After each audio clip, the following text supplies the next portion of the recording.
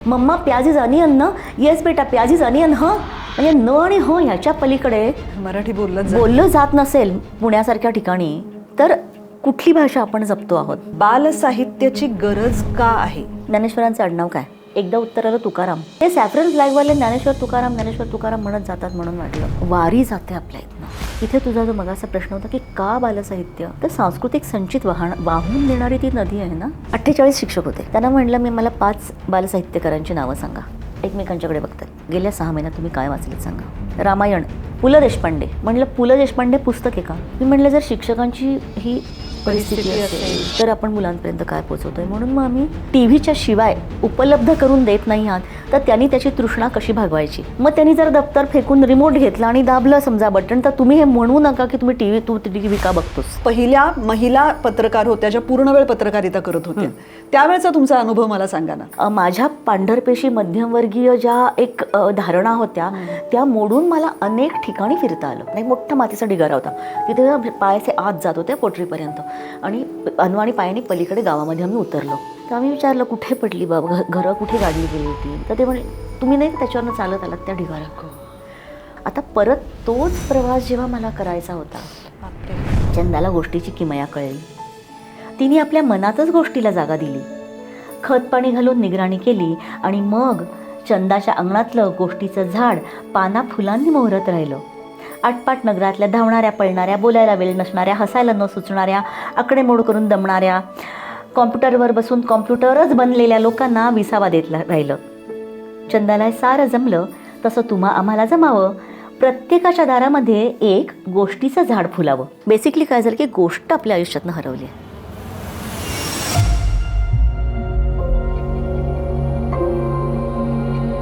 तर आजचा हा भाग घेऊन आले आहेत Lokmanya multipurpose cooperative society limited. 30 वर्षांची विश्वासार्ह परंपरा. आणि स्वातीताई, तुमच्यासाठी एक भेट आमच्या बर्वा स्किन थेरपीकडनं. त्यांची थँक्यू. प्रॉडक्ट्स नक्की वापरा.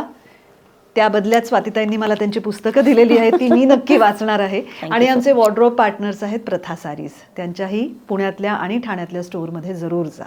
धन्यवाद. अजूनही आपल्याकडे घराघरांमध्ये मुलांचा अभ्यास ही काही प्रमाणात आईची जबाबदारी समजली जाते. मूल जी भाषा बोलतं तीही काही प्रमाणात आईची जबाबदारी समजली जाते.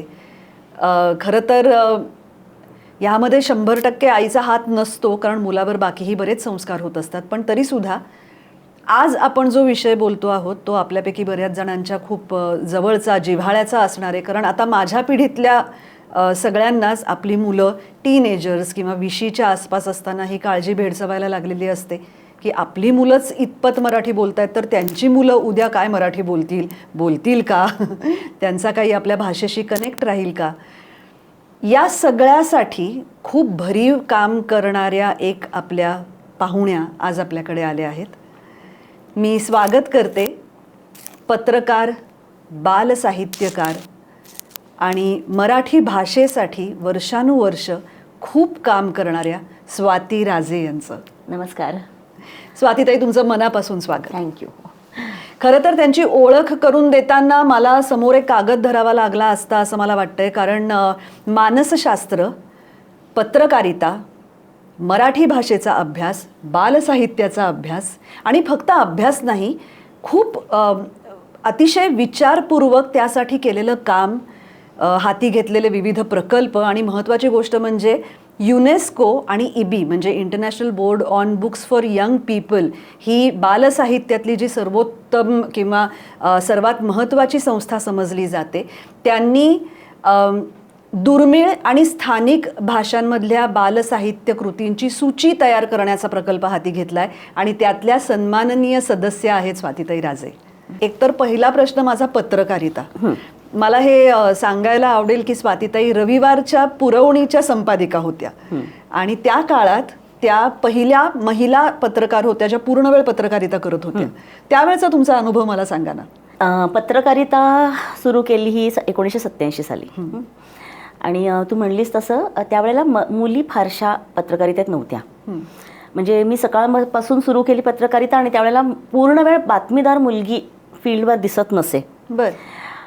आणि मला तर बातमीदारीची फारच हौस होती, त्यामुळे मी पहिल्या दिवशी वरिष्ठांनी जेव्हा विचारलं मला की तुला कुठलं काम करायला आवडेल, तेव्हा मी म्हटलं मला बातमीदारी करायला आवडेल. तेव्हा ग्लॅमर पण होतं बातमीदारीला. तर तेव्हा त्यांनी काही फारसं विचारलं नाही की का करायला आवडेल. त्यांच्या लक्षात आलं गाडं बहुतेक भटकं दिसतंय. पण तरीसुद्धा जोगसपाट आम्ही 2च जणी, म्हणजे UNI-कडनं सुजाता देशमुख आणि सकाळकडनं मी पूर्ण वेळच्या बातमीदार, 4 वर्ष बातमीदारी मी करत होते त्या काळामध्ये पूर्ण वेळची. 1 मिनिट, पण मग जर्नलिझमचा कोर्स आपल्याकडे होता ना? होता ना, खूप पूर्वीपासून होता. परंतु मुली शक्यतो डेस्कवरती असायच्या. काही होत्या त्या पार्ट टाइमर्स होत्या. अच्छा.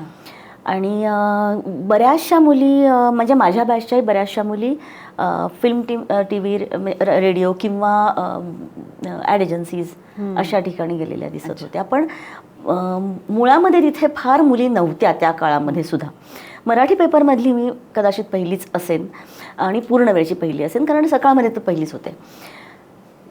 तर मजा यायची बातमीदारी करताना. पण काय होतं की पहिलीच मुलगी असल्याने हिला कदाचित असं थोडी एक अँझायटी असू शकेल की हिला नेमकं काय सांगावं काम. कारण कल्चरल आणि सॉफ्ट बीट्स माझ्या वाटणीला जास्त आली.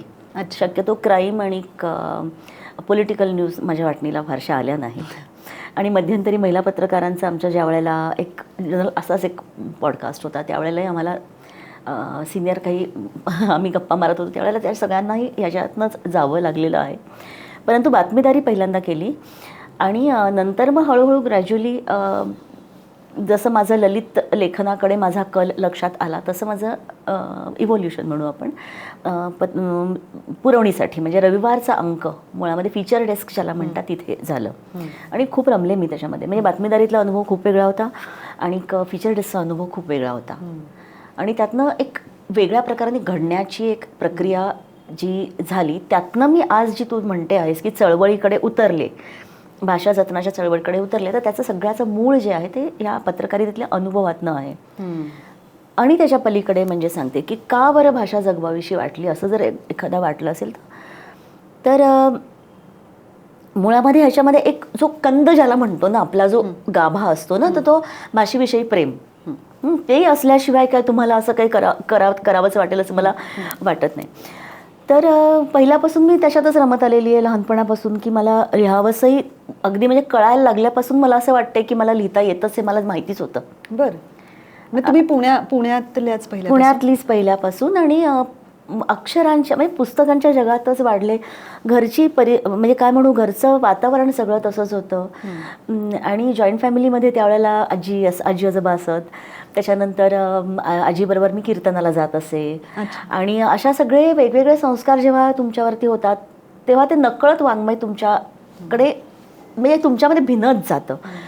आणि पुस्तकं खूप होती. म्हणजे मला असं आठवतं आहे की लहानपणी माझ्याकडे एक छोटी अशी पत्र्याची पेटी होती आणि ती भरून पुस्तकं, एक मी मॉन्टेसरीत असताना, म्हणजे मला फार वाचता येत नसे त्यावेळेला, परंतु पुस्तकं जमवायची त्यावेळेपासून खूपच हौस होती आणि जसं जमेल तसं वाचत असे.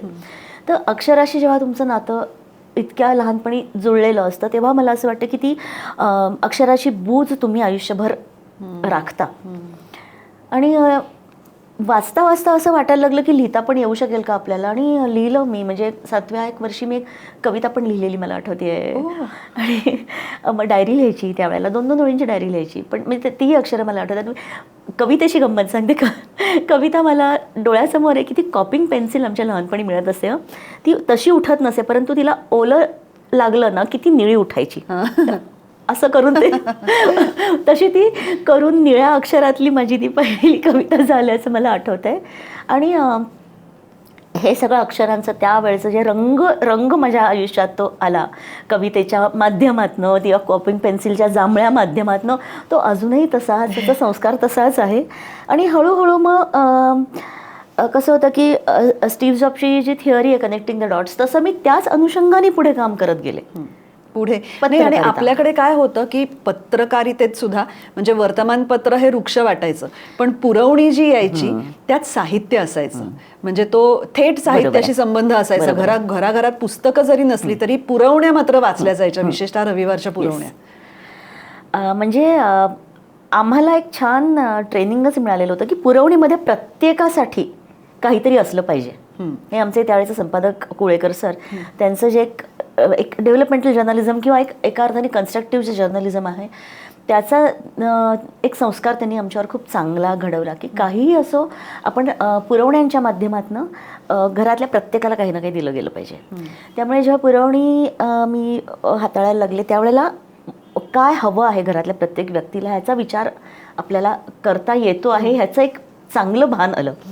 आणि मग पुरवण्यांच्या अनुषंगाने बाहेर फिरायला लागलं. म्हणजे मुंबईला 2 वर्ष होते मी जवळजवळ. मुंबईची एडिशन काढली त्यावेळेला, औरंगाबादची एडिशन काढली तेव्हा बेसवर्कसाठी मी 2 वर्ष मराठवाड्यामध्ये खूप फिरले. अच्छा. त्यामुळे त्या अनुषंगाने दोन्ही जगणं बघता आलं पत्रकारितेच्या माध्यमातून. म्हणजे माझ्या मागोमागच बाकीच्या माझ्या महिला सहकारी आल्या आणि त्यामुळे कसं होतं की एक थोडंसं ना ते प्रेशर होतं की आपण चांगलं परफॉर्म केलं तर आपल्या मागून येणाऱ्यांची वाट सुकर होऊ शकते. मला असं वाटतं कुठल्याही महिलेसाठी हे खूप महत्त्वाचं असतं. कारण आपल्या मागून येणाऱ्या आपल्याकडे बघत या क्षेत्रात पुढे जाणार असतात. त्यामुळे काय म्हणून बॉसेस आहेत त्यांना पण एक वरिष्ठांना सुद्धा एक खात्री पटते ना की बाई असून हिला एक काही करू शकते बाबा ही व्यवस्थित काम. तर अजून मागणं आणखीन काही 4 बायका आल्या तर अजून फरक पडू शकेल. तर बऱ्याच गोष्टी होत्या त्याच्यामध्ये की म्हणजे मी पहिलीच बाई असल्यामुळे की मग ही घालते काय काय म्हणजे वागते कशी, बोलते कशी, बसते कशी, या सगळ्या गोष्टींकडे ह्या पुरुषप्रधान संस्कृतीचा पगडा होता त्या काळामध्ये पत्रकारितेमध्ये. आणि त्याचं एक प्रेशर असायचं, परफॉर्मन्सचं प्रेशर असायचं. आणि नुकतं लग्न झालं आणि पण माझ्या घरातनं मला खूपच सपोर्ट, म्हणजे सपोर्ट इज अन अंडरस्टेटमेंट. आणि किती तास बाहेर राहावं लागायचं, 12 ते 16 तास कितीही म्हणजे.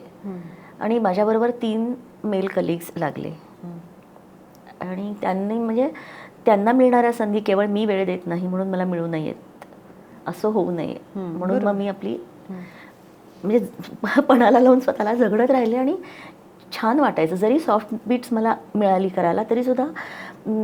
कसं होतं ना पत्रकारितेमध्ये तुम्हाला वेगवेगळ्या प्रकाराने आपल्याला ते क्षेत्र कवेत घेतं. म्हणजे साधं ड्रेस जरी आणायचं असेल आपल्याला तरी आपण मी बहिणीला म्हणायची चल ग माझ्याबरोबर. पत्रकारितेमध्ये सगळीकडे तुम्हाला एकटीला जावं लागतं. त्यामुळे एकट्याने जाऊन आहे त्या सिच्युएशनला सामोरं जाऊन आहे त्या व्यक्तीशी किंवा संस्थाचालकांशी किंवा कार्यक्रमांच्या बरोबर तिथे एकटं बसून तुम्ही ते जबाबदारीने घेऊन येणं ऑफिसपर्यंत आणि नंतर ते अनेक लाखो लोकांपर्यंत पोहोचवणं, हा जो एक संस्कार आहे. तर हे एकट्याने फिरणं जे आहे ते मला इतकं ते मुरलं त्यावेळेला आणि ते इतकं माझ्या अंगवळणी पडलं की मी आजपर्यंतचे सगळे प्रवास एकटीने केलेले आहेत. खूप फिरला आहात तुम्ही कामाच्या निमित्ताने. तुम्ही देश विदेशी फिरलेला आहात. थोडं डायग्रेशन म्हणून सांगते की मुंबईचे जे प्रवास होते त्यावेळेला 5 दिवस मुंबई 2 दिवस पुणे असं माझं असायचं काम. मुंबईची एडिशन बांधली जात होती त्यावेळेला आणि मुंबईमध्ये ताकदवान अतिशय म्हणजे लोकसत्ता आणि महाराष्ट्र टाइम्ससारखे लोक मोठे पेपर्स होते. तिथे आमच्यासारखे बाहेरून येणाऱ्यांना फारसं कोणी विचारायचं नाही. मग तिथे पर्सनल कनेक्शन्स वाढवावी लागायची. मग मी संजना कपूरकडे जा, मग काही यशवंतराव चव्हाणला जा, तिथे काय होतंय बघा, किंवा साहित्य सहवासमध्ये जाऊन विंदांच्याकडे जाऊन बसायची. असं करत करत ती एडिशन बांधावी लागली तिथे. आणि काम संपलं 5 दिवसाचं सगळं काम संपलं की शनिवारी संध्याकाळी मी निघायची तिथली पुरवणी लावून हॉटेलमध्ये राहायची. बेलापूर हे निर्जन गाव होतं त्यावेळेला. 5 बिल्डिंग्स होत्या. म्हणजे आता ते खरंही वाटत नाही पण 5 बिल्डिंग्स होत्या. आणि तिथनं हॉटेल सोडलेलं असायचं, खांद्यावरती बॅग घेऊन निघायची मी. तिथनं बेलापूरच्या आतमध्ये इंटिरियरमधनं रस्त्यावर येईपर्यंत काहीही तिथे वाहन नसायचं. हात करायचा संध्याकाळी 7-7:30ला. जे वाहन येईल त्याच्यामध्ये बसून पनवेलपर्यंत जायचं. बापरे. पनवेलला उतरल्यानंतर एशियाड्स येत असत. ही 96 सालची गोष्ट सांगते, 95-96ची गोष्ट. एशियाड्स येत असत आणि मी तेच एका ठिकाणी कुठेतरी लिहिलेलं पण आहे की निष्ठुरपणे एकही उतारू अंगाला लावून न निघूनही जात. आणि पुढे थ्रू एसटीज ज्या असतात, कर्नाटकच्या थ्रू एसटीज असायच्या, त्यांच्यामध्ये जागा असायची. त्याच्यामध्ये जागा आहे असं दिसलं की धावत धावत समोरच्या कोपऱ्यावरच्या चहाच्या टपरीवर जायचं. तिथनं सासूबाईंना फोन करायचा. मोबाईल नसलेला काळ होता. सासूबाईंना फोन करायचा, त्यानंतर 6 तास मोजून 5.5 ते 6 तास मोजून माझा नवरा स्टेशनवर येऊन थांबायचा. ही संध्याकाळी 7:30-8 वाजता मी निघायची तिथनं. मग घाट रस्ता खाली एक रायगड नावाचं हॉटेल होतं, तिथे ते मस्त सगळे लोक तंबाखू भरून थांबून जेवण खाण व्यवस्थित होऊन बस हळू झुकू झुकू जुन्या घाट रस्त्याने चढून येईपर्यंत चंद्र छान वर असलेला यायचा. आणि तेव्हा जागा नाही नसायची बसायला बऱ्याचदा, पायामध्ये बॅग घेऊन उभं राहावं लागायचं. आणि एकच त्यावेळेला मनोमन इच्छा असायची आणि प्रार्थना असायची की मागे उभं राहणारा प्रवासी धडवाणा असू देत. आणि मग ते वर यायचं घाट रस्त्याने आणि मग हळूहळू ते पुण्याला 5-5.5 तासांनी पोचायची गाडी, कारण एक्सप्रेसवे बांधलं जात होतं त्यावेळेला. तर असे ते सगळे प्रवास होते. आणि हा मला असं वाटतं कुठल्याही वर्किंग वुमनला एक अवघड काळ असतो, जेव्हा नेहमीच म्हणतात तसं की आपल्या करिअरमधला तो महत्त्वाचा टप्पा आणि आपल्या बायोलॉजिकल क्लॉकच्या दृष्टीने महत्त्वाचा टप्पा हे नेहमी कोइन्साइड होतात. त्यामुळे तो एक ती ओढाताणीक हो असते. ना. आणि ॲब्सोल्युटली की आणि कसं होतं की आपल्याला दोन्ही हवं असतं ना, म्हणजे घर पण हवं असतं आणि बाहेर पण करिअर पण हवं असतं. तर मग 2.5 वर्षाच्या बाळाला ठेवून इथे म्हणजे खूप मनावर दगड ठेवून मी निघायची मुंबईच्या काळामध्ये. आणि मग तुम्ही त्यानंतर पत्रकारिता सोडून बाहेर पडला? नाही, त्यानंतर मी राहिली ना 4 वर्ष. म्हणजे 95 नंतर मी 2001 साली सोडली पत्रकारिता. बरं. पण दरम्यानच्या काळामध्ये ना रविवार पुरवणी जी होती ना ती मला खूप काही देणारी ठरली. म्हणजे आम्ही जे लेखक माझ्या संपर्कात येत असत, म्हणजे ते फारच मोठे होते. म्हणजे जसे रिक्षावाले लोक माझ्याकडे कविता घेऊन यायचे छापायला, हां, तसे गोवारीकर सर म्हणा किंवा रवी परांजपे सर म्हणा, ह्या सगळ्यांचा ते आपले खूप जवळचे होऊन जातात, आपल्या परिघातले ते होऊन जातात. म्हणजे ॲक्सेसिबिलिटी असते ना आपल्याला त्यांच्यापर्यंत. मग परांजपे सरांनी म्हणजे ते खूप वेगळं वाढणं असतं एका अर्थाने. तर परांजपे सरांनी जेव्हा शिखरे रंगरेषांची हे सदर लिहिलं तेव्हा मी दर आठवड्याला सरांकडे जायचे. मग सर मला सांगायचे की मॉने कोण, मॅने कोण. म्हणजे इतकं सुंदर इम्प्रेशनिझम सरांनी माझ्यासमोर मांडला की ते संस्कार आजपर्यंत माझ्याबरोबर आहेत. आणि आपल्या परिघाच्या बाहेरच्या खूप गोष्टी आपल्याला कळायला लागतात ना. म्हणजे बातमीदारी करताना हे जे होतं ना की माझ्या पांढरपेशी मध्यमवर्गीय ज्या एक धारणा होत्या त्या मोडून मला अनेक ठिकाणी फिरता आलं. बरोबर. म्हणजे तुला सांगते की एक कंजारभाट बाई होती आणि तिने दारू घालण्याचा तिचा कारखाना नवऱ्याच्या मागे तिने चालवला होता. पन्नीबाई नावाची बाई होती. तर तिची ना एक सिनियर कमिशनरनी तिचं एक दररोज येऊन देण्याची हजेरी आहे ना ती तिचं वय झाल्यानंतर ती रद्द केली होती. तर तिची मी मुद्दामून मुलाखत घ्यायला गेलो. तर इतकी मजा आली आहे तिच्याबरोबर ऐकतो ना की काय बाईचं आयुष्य असतं. नवरा गेल्यानंतर ही बाईने दारूचा धंदा चालवला. येरोड्याच्या आता तिथे खूपच वस्ती झाले पण तिथे त्यावेळेला पूर्ण झाडीमध्ये तो तिने चालवलेला अड्डा होता. तसं जसं बघितलं तसं मग आपल्या कंसाबाहेरच्या स्त्रियांचं पण जगणं बघू शकले. वीटभट्टी कामगारांच्या बद्दलचं त्यांच्या सगळ्या हलाखीच्या आयुष्य म्हणजे ते समजू शकले. क्राईम नाही नाही नाही म्हटलं करायचं तरीसुद्धा मी हट्ट करून माझ्या वरिष्ठांच्याकडनं काही क्राईम असाइनमेंट्स लावून घेतल्या. की एक दिवशी बीडच्या नदीला पूर आला होता आणि त्या दिवशीच भाज्याचा लँडस्लाईड झाला होता. तर माझे चीफ रिपोर्टर राजीव साबडेंना मी म्हटलं, साबडे मला बीडला घेऊन चला. तर ते म्हणले, बीडला कशाला? मी म्हटलं नाही मग मला भाज्याला तरी जायचं किंवा बीडला तरी घेऊन चला. माझे दुसरे सिनियर सहकारी अरणकल्ली तिथे बसले होते. साबडे म्हणले मल्हारीला घेऊन जा भाज्याला. सेफ जागा पण त्यांनी पाठवली. पण इतका विलक्षण अनुभव होता तो की भाज्याचा डोंगर, पाऊस पडत होता रिपरिप आणि असा ना टवका पडला होता बरं का त्याचा, संपूर्ण हिरवा डोंगर आणि एक लालभडक टवका असा पडलेला. आम्ही मळवली स्टेशनाच्या वरनं तिथे गाडी थांबवली, चालत जायला निघालो. तर एकदम धाड धाड धाड धाड रेल्वे गेली. पायाखाली काहीतरी असं बघितलं हलतंय का, तो इतके साप त्या गाडीखाली असे चेंदून ते शरीर असं बळबळत होती. त्या कप्पारीमधनं कदाचित त्यांची वसतिस्थानं असू शकतील.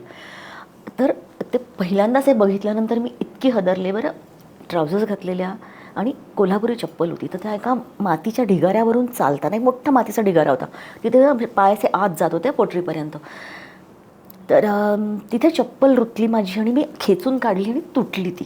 तर मी शेवटी चपला दोन्ही हातात घेतल्या, चिखलाने माखलेल्या, आणि अनवाणी पायाने पलीकडे गावामध्ये आम्ही उतरलो. तर आम्ही विचारलं कुठे पडली बाबा, घरं कुठे गाडली गेली होती, माणसं आणि प्राणी गाडले गेले होते. तर ते म्हणले तुम्ही नाही का त्याच्यावरनं चालत आलात त्या ढिगाऱ्यात. आता हे आम्ही आतमध्ये गावात आल्यानंतरची गोष्ट. आता परत तोच प्रवास जेव्हा मला करायचा होता बापरे, अनवाणी पायाने, म्हणजे आपण त्या काही मृतदेहांवरून अनवाणी पायाने चालतोय, ही फिलिंग म्हणजे मी आजपर्यंत पुसू शकलेली नाही आहे. नाही म्हणजे त्यामुळे क्राईम बीट अवघड असणारच.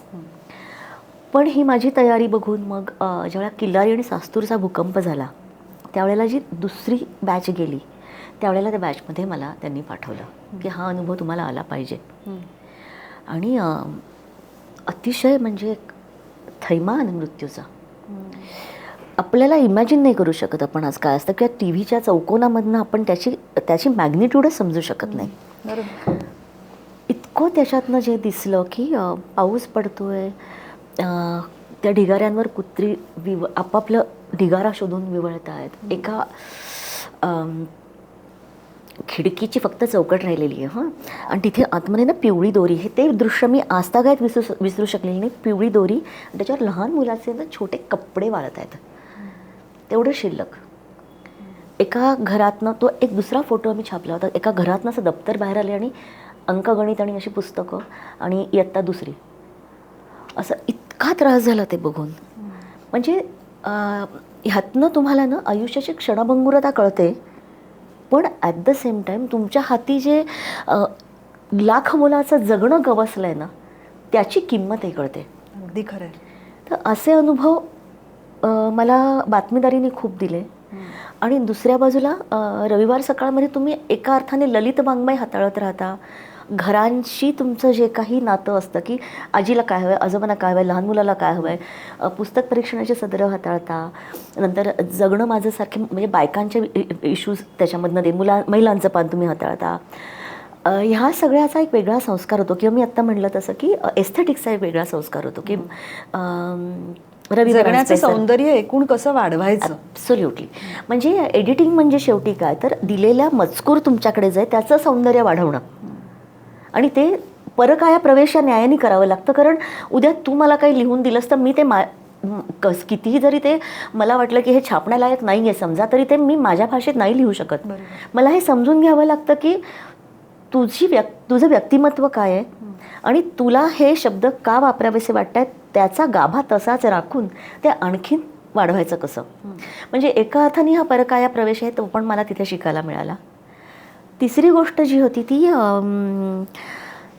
वेळेची किंमत.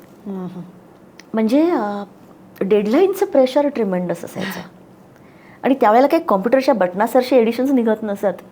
आम्ही पेपर फिजिकली पाठवावे लागायचे एडिशन्सला पेपर. इथनं ट्रेनने औरंगाबादला पेपर जायचे, इथनं टॅक्सी पार्सल जात असत नगरपर्यंत. त्यामुळे त्या एडिशन्स गाठणं जे असतं ना, त्यामुळे वेळेची किंमत स्वतःला पणाला लावत तेवढ्या वेळामध्ये जास्तीत जास्त चांगलं काम करायचं. मग हे जे सगळं काय म्हणून संचित जे झालं ना, हे 14 वर्षांचं संचित जे मिळालं, ते सगळं मला माझ्या पुढच्या वाटचालीमध्ये, म्हणजे पत्रकारिता सोडल्यानंतरचा जो तू टप्पा म्हणतेस त्या वाटचालीमध्ये मला ते उपयोगी पडलं. दरम्यानच्या काळामध्ये कसं झालं की पत्रकारितेमध्ये you need to be jack of all trades, right. बरोबर. पण मला असं एका बाजूला खूप असं विचित्र वाटत होतं की नुसतंच जॅक ऑफ ऑल ट्रेड्स काय, why can't I be master of, I didn't want to be master of none. म्हणून मी खरंच मास्टर्स करायला घेतलं, कारण तोपर्यंत माझ्याकडे सायकोलॉजीची डिग्री होती आणि BCJ कम्युनिकेशन जर्नलिझमची डिग्री होती. मग मी लिटरेचरमध्ये मास्टर्स करायला घेतलं आणि मराठीमध्ये करायला घेतलं. खूप चांगले गुरुजन मिळाले मला. डॉक्टर विलास कोले अतिशय मोठे क्रिटिक, डॉक्टर रेखा इनामदार साने ती एक फारच मोठ्या क्रिटिक आहेत, आणि तिसरं रागे जाधव सर. अरे वा. ह्या सगळ्यांच्या मुळे साहित्याची एक वेगळ्या प्रकाराने मला ओळख झाली. चांगले मार्क मिळाले MAची सगळी वर्ष. आणि मग मला खोले सर म्हणले थांबू नको, एवढे चांगले मार्क मिळाले तर मग MPhilला का नाही ॲडमिशन घेत. आणि मग बालसाहित्यात MPhil म्हणून मी मुद्दामून विषय असा घेतला की बालनायकाची संकल्पना, बदलती संकल्पना म्हणजे गोट्यापासून कसा बदलत गेला बरं बालनायक. मग गोट्या होत्या, वसंता होता, फास्टर फेणे होता, आणि मग दिलीप प्रभावळकरांचा बोक्या सातबंडे, त्यावेळेला प्रभावळकर सरांनी रेडिओसाठी लिहिली होती. हो. हां, आणि तेव्हा 3च भाग होते. पुढे त्याचे जास्त झाले भाग. तर हे सगळे बालनायक हाताळल्यानंतर असं जाणवलं की यांच्या भाषेतही बदल होतोय, यांच्या परिप्रेक्षात बदल होतोय, पर्स्पेक्टिव्ह सगळा त्यांचा जगण्याचा बदलतो आहे, आणि आपण नाही त्याला पुरे पडू शकत होत. कर्मधर्म संयोगाने म्हणजे मी जशी अर्थात एमफिल माझं बालसाहित्यात झाल्यानंतर मी बाहेर जशी कॉन्फरन्सेससाठी जायला लागले, इंटरनॅशनल बोर्डच्याच कॉन्फरन्सेससाठी जायला लागले, माझे पेपर जसे ॲक्सेप्ट व्हायला लागले, आणि तेव्हा एक वेगळं जग माझ्यासमोर म्हणजे उलगडलं गेलं विश्व.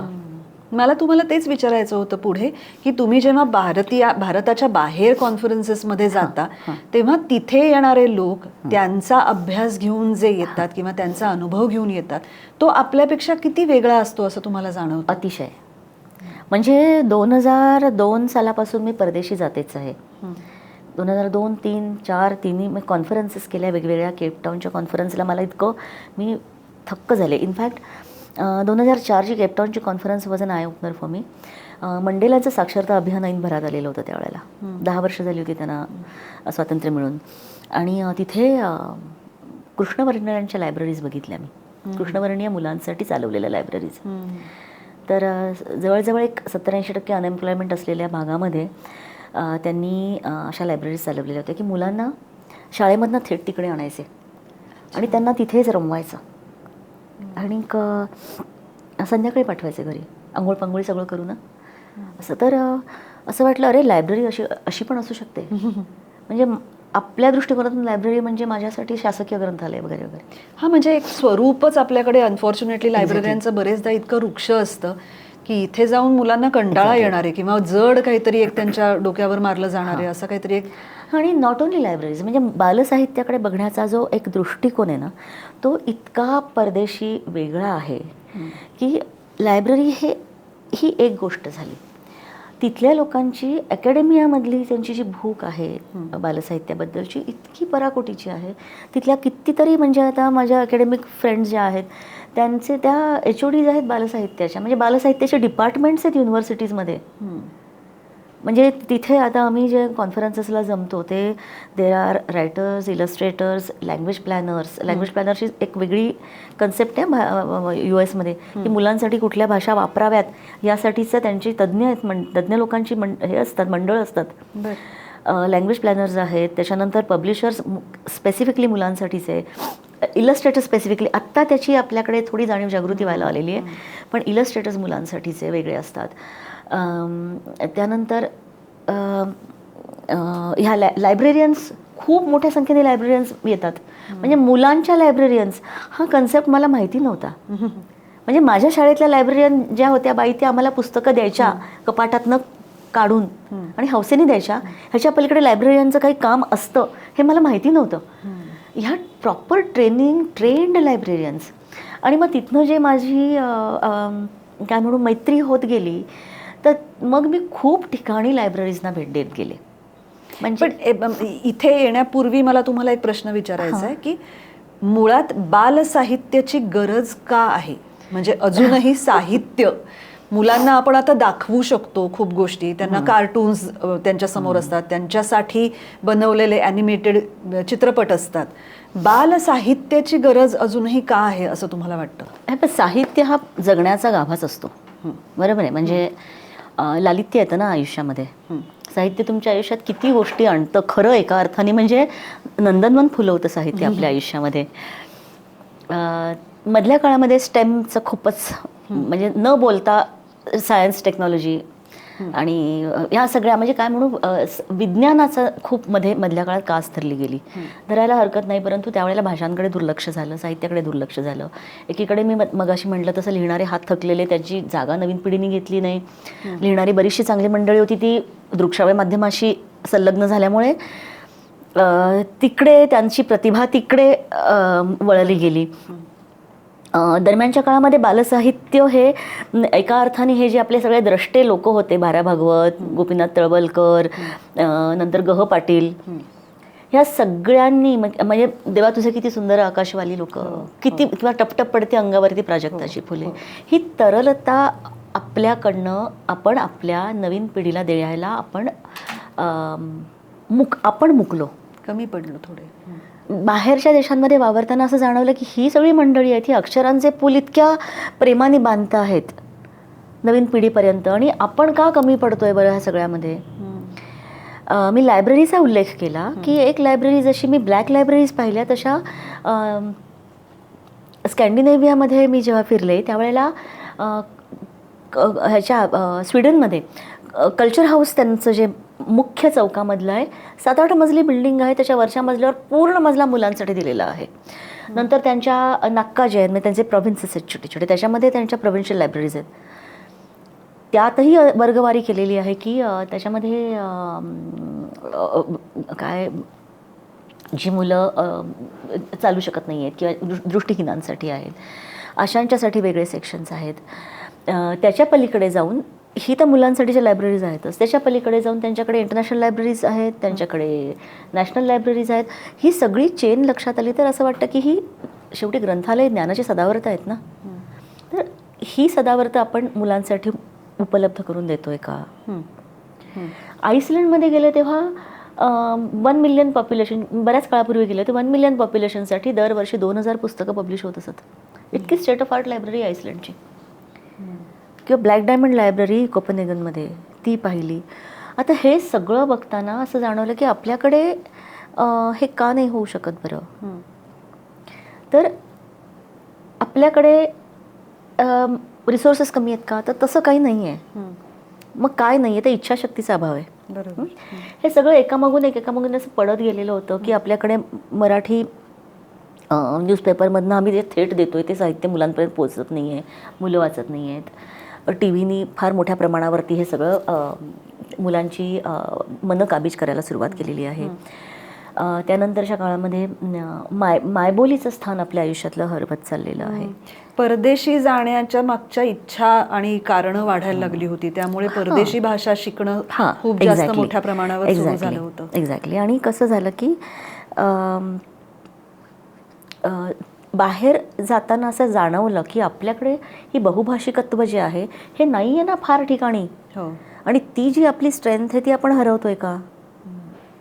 आणि म्हणजे हा सगळा एक ग्लोबल चवीचा जो वरवंटा आहे, ग्लोबल टेस्ट सगळ्यांची, तो सगळ्यांच्या जिभेवरतीच फिरत चाललेला आहे की मग आपलं इंडिजिनस, आपल्या मातीची जे आपला गंध आहे, आपला कस आहे, तो आपण कुठे जपतो आहोत. तेव्हा साऊथ आफ्रिकेमध्येच मला असं जाणवलं की तिथे 9 राज्यभाषा आहेत आणि त्यांच्यामध्ये ते लोक खूप काम करत आहेत. तर मग चर्चा चालली होती अशी आमची इन्फॉर्मल फॉर्मल अशी की 9 राज्यभाषांच्या साठी मुलांमध्ये पुस्तकं काढताना काय करावं लागेल. तर म्हणलं तुम्ही आमच्या 22 राज्यभाषांसाठी काही कराल का. तर मला एक प्रश्न आला, what do you mean by 22 regional languages. तर एका बाईंनी विचारलं, आर दे स्टील अलाइव्ह. मी म्हणलं अलाइव्ह, म्हणलं आमचा व्यवहार त्या भाषांमध्ये होतं. तर खूप गमतीत चाललं होतं. तर how many languages do you know असं मला प्रश्न आल्यावरती मी थांबले. मी म्हटलं मी एक त्यावेळेला काय समजा एक 35-40 वर्षाची बाई असेल. म्हटलं ठीक आहे. म्हटलं मी एक अडल्ट आहे, आमच्याकडे घरामध्ये मायबोली पोचते मातृभाषा पोचते मुलांपर्यंत. त्यानंतर पांढरपेशी घरांमधनं तुम्हाला संस्कृत येते, शुभं करोति कल्याणम आपल्या मुलांना येतं असं मी गृहीत धरते. आणि किंवा दुसरं शाळांमधनं तुम्हाला इंग्लिश येतेच. तो आपला कलोनियल काय म्हणू वारसा म्हणूयात आपण आता, आणि ती आता आपली भाषा म्हणून रुळलेली आहे इंग्रजी. त्याच्या व्यतिरिक्त कुठल्याही मुलाला जेव्हा काही कळत नसतं तेव्हा प्रसारमाध्यमाची भाषा हिंदी त्याला येतेच ना. म्हणजे आणि चित्रपट बघून एक्झॅक्टली चित्रपट बघून त्यांना येते. ही 4थी भाषा. 5वी भाषा आहे ते आता तू म्हणली तशी मुलांना फॉरेन लँग्वेज शिकायला इयत्ता 8वीमध्ये आपण मुभा देतो. बऱ्याचदा जर्मन आणि फ्रेंच मुलं घेताना दिसतात या भाषा. त्याच्या व्यतिरिक्त एक पणनाची भाषा असते, मार्केट लँग्वेज असते, जी समजा गुजराती माणसाला मराठी प्रदेशात येऊन माल विकायचा असेल तर तो करतो ना आत्मसात. कस्टमरची भाषा असते ती, ग्राहकाची भाषा. आणि पुन्हा 2 राज्यांच्या बॉर्डर्सवरती दोन्हीकडच्या भाषा बोलल्या जातात. हो, म्हणजे ही पणनाची भाषा असते खरं. तर अशा रीतीने एक 10 ते 12 वर्षाच्या मुलाला मी त्यांना असं सांगितलं की आमच्याकडे येतात साधारणपणे 4 ते 5 भाषांचं ॲटलिस्ट आकलन असतं. हं? तर ते शॉक झाले. म्हणले तुम्ही हे मेंदू डिकोड कसं करता? तेव्हा मी एक उत्तर दिलं की कुठलीही म्हणजे एखादा प्रश्न कुठल्या हिंदी, मराठी, इंग्लिश कुठल्याही भाषेमध्ये मला समजा एक प्रश्न आला तर विदिन फ्रॅक्शन ऑफ सेकंड्स म्हटलं we choose to reply in any of the languages किंवा तिन्ही लँग्वेजेस एकत्र करून आपण बोलू शकतो. त्यासाठी वेळ म्हणजे टाईम लॅप्स पण नाही होत. कदाचित आम्ही म्हणलं भारत आमचा कायम we were always on the crossroads of civilisations, आमच्याकडे तशी मेंदूची कपॅसिटी वाढली असेल. आणि बघ ना म्हणजे आपण किती इझिली अतिशय सहज आपण एका भाषेतून दुसऱ्या भाषेमध्ये सहज आपलं स्थित्यंतर होऊ शकतं. परतीच्या प्रवासात मला असं जाणवलं की खरंच आपण ही ॲबिलिटी आपल्याला जर अशी उत्क्रांतीच्या टप्प्यावरनं आपल्याला ती ॲबिलिटी येत असेल, क्षमता या, तर आपण ही हरवतोय का? आणि मग हे हरवून आपल्याला चालणार आहे का? तर हे सगळं हळूहळू जिक्सा त्यावेळेला मला चालणार नाही असं उत्तर आलं. मला असं वाटतं ती भाषाचं तो पहिलं बीज होतं माझ्या मनातलं. भाषा फाउंडेशन ह्या एक ट्रस्ट स्वातीताई गेली 20 वर्ष चालवतात आणि त्यात फार अतिशय वेगळ्या पद्धतीचे उपक्रम त्या राबवत असतात, जेणेकरून मुलांपर्यंत विशेषतः आणि अदरवाईजही भाषा, मराठी भाषा जास्तीत जास्त लोकांपर्यंत पोहोचेल. ते उपक्रम काय असतात त्याविषयी आपण जाणून घेऊया. पुन्हा एकदा मी तुम्हाला मध्ये थांबवलं, माफ करा, पण कशाविषयी आपण बोलतो आहोत ते कळावं आपल्या श्रोत्यांना म्हणून मी थांबवलं. तर सांगायचं असं होतं की एक लॉजिकल कन्क्लुजन या सगळ्या गोष्टींचा, अनुभव आणि एक्सपर्टीज या सगळ्यांचं एक लॉजिकल कन्क्लुजन मला भाषापर्यंत, त्या दारापर्यंत घेऊन आलं. मग असं वाटलं की कुठलीही भाषा जर जगवायची असेल, 25 वर्षांनी एखाद्या भाषेचं अस्तित्व आपल्याला टिकवायचं असेल तर ती खात्री आपण कशी बाळगायची, तर आपण 25 वर्ष आधी सुरुवात करायला पाहिजे होती. म्हणजे काय, तर मुलाच्या मनापासून सुरुवात करायला हवी. त्याच्या मनामध्ये एखाद्या भाषेच्या गोडीचं बी पेरलं गेलं तर हळूहळू कालांतराने टप्प्याटप्प्याने त्याचा विकास होऊन त्याचा कदाचित एक वृक्ष बनू शकेल. मग रस्ता सापडल्यासारखा झाला. एक तर मुलांच्या मध्ये काम करत होते, लँग्वेजेस आणि लिटरेचरशी संबंधित होते, त्याबद्दल माझी निष्ठाच होती त्या क्षेत्रावरती. जर्नलिझमच्या मधनं येणारं हे थेट वास्तव माझ्या हातामध्ये होतं की मुलं वाचत नाही आहेत किंवा मुलांपर्यंत आपली भाषा नीट पोचत नाही आहे. आणि अशा वेळेला एक इंटरनॅशनल डायमेन्शन सापडलं आणि मग रस्ता सापडल्यासारखं झालं की अरे हे अगदी हवेत नाही आहे, हे काहीतरी यातनं होऊ शकेल. आणि मग पण कुठून जगवायची, म्हणजे असं काय ते प्रिझर्वेटिव्हमध्ये घालून मला भाषा जगवता येणार नाही आहे. तर ती proper you need a ground for that. तर मग ग्राउंड कुठलं, तर मुलाचं मन हे ग्राउंड जर धरलं, म्हणजे जमीन भूमी धरली, त्याच्यामध्ये भाषेच्या गोडीचं बी पेरलं, तर कसं पेरायचं. एक राजमान्य मार्ग मला सापडला, पुस्तकं, म्हणजे ग्रंथालय. पुस्तकं ग्रंथालयात असतात कारण पुस्तकं शाळेच्या लायब्ररीमधनं मुलांच्या आयुष्यात येतात. शाळेमधनं आलेली पुस्तकं मुलं दप्तरातनं काढतात का, तर ते काढली जात नाही. शाळांमधनं थोडासा सर्वे केला, नाही वाचत मुलं पुस्तकं. मग असं वाटलं की मग लायब्ररीजचं कसं आपण डेव्हलप करावं. मग अशा वेळेला मी ठिकठिकाणी ज्या लायब्ररीज बघितलेल्या होत्या त्या माझ्या मदतीला आल्या की तिथे काय करता येईल, की ॲक्टिव्हिटी बेस्ड काही करता येईल का, आपल्याला मुलांना रमवण्यासाठी काही करता येईल का. आता पण म्हणजे मग कसं की 4 भिंतीने एक छप्पर म्हणजे लायब्ररी का, तर मग असं वाटलं की नाही, हे आपण हा जो रूढ कन्सेप्ट आहे मोडून काढावा आणि आपण म्हणजे वाचक आणि पुस्तक जिथे असतं ती लायब्ररी. मग मुलं जर पुस्तकांपर्यंत पोचत नसतील तर आपण पुस्तकं घेऊन त्यांच्यापर्यंत पोचलं पाहिजे.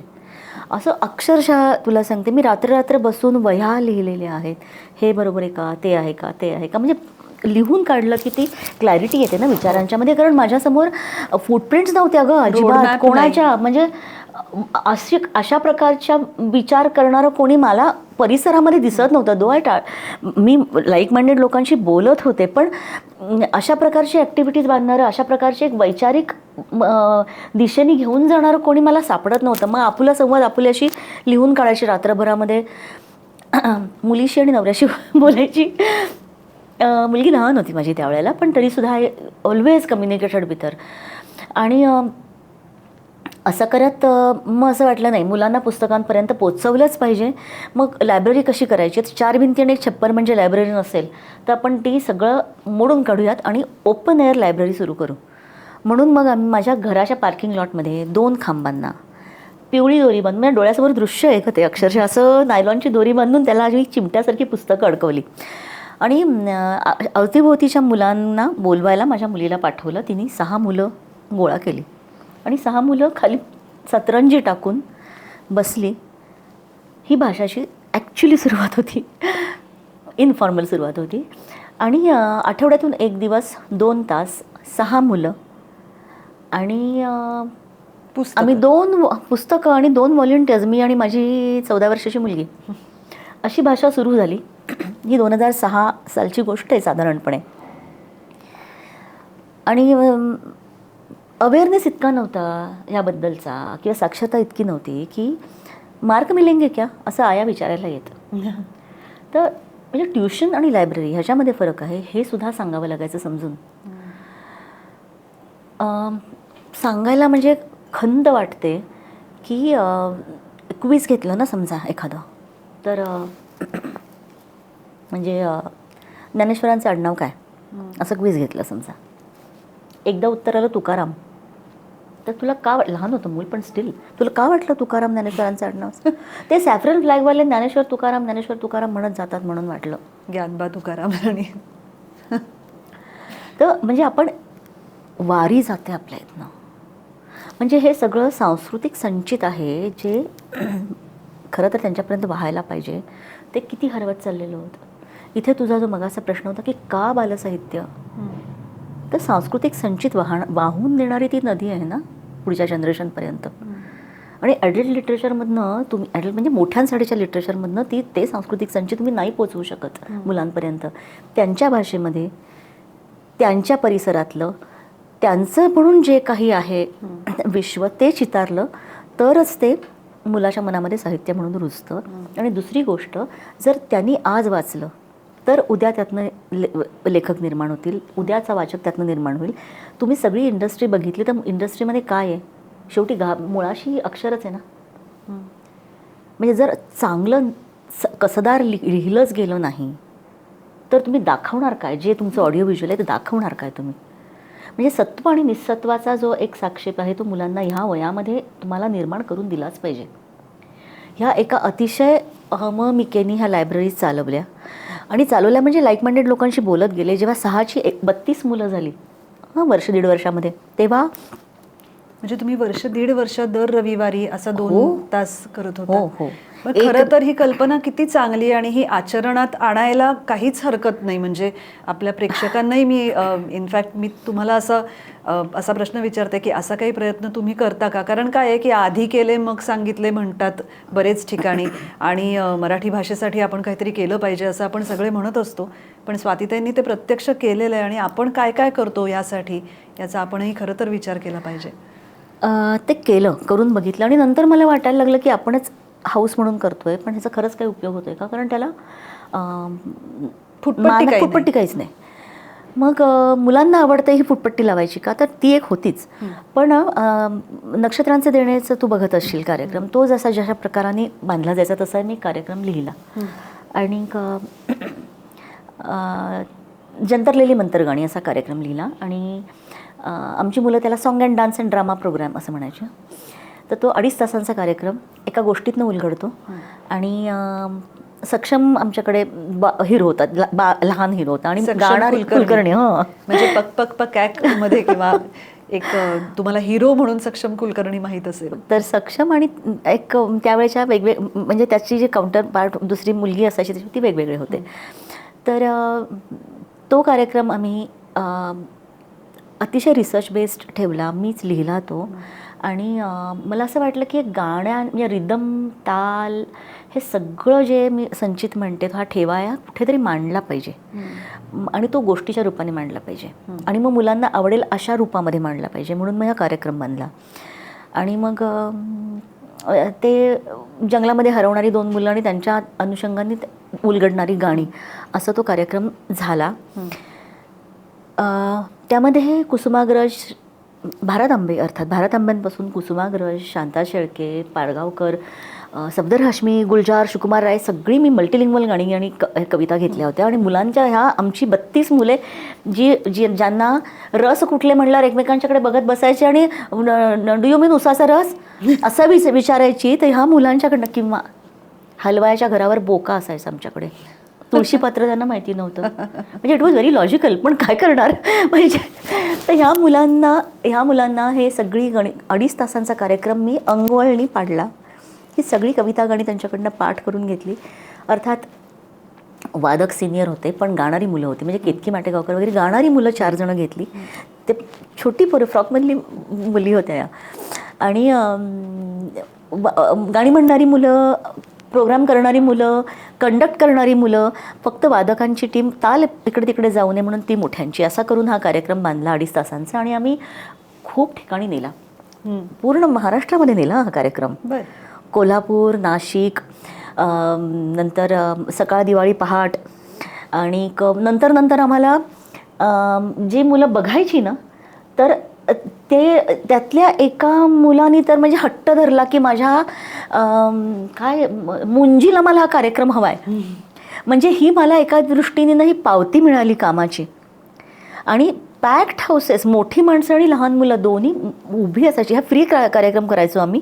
52 सीटर बस घेऊन माझी मुलगी जायची, आधी जाऊन मी सगळी बाकीची तयारी करून ठेवायची आणि सुंदर कार्यक्रम व्हायचा.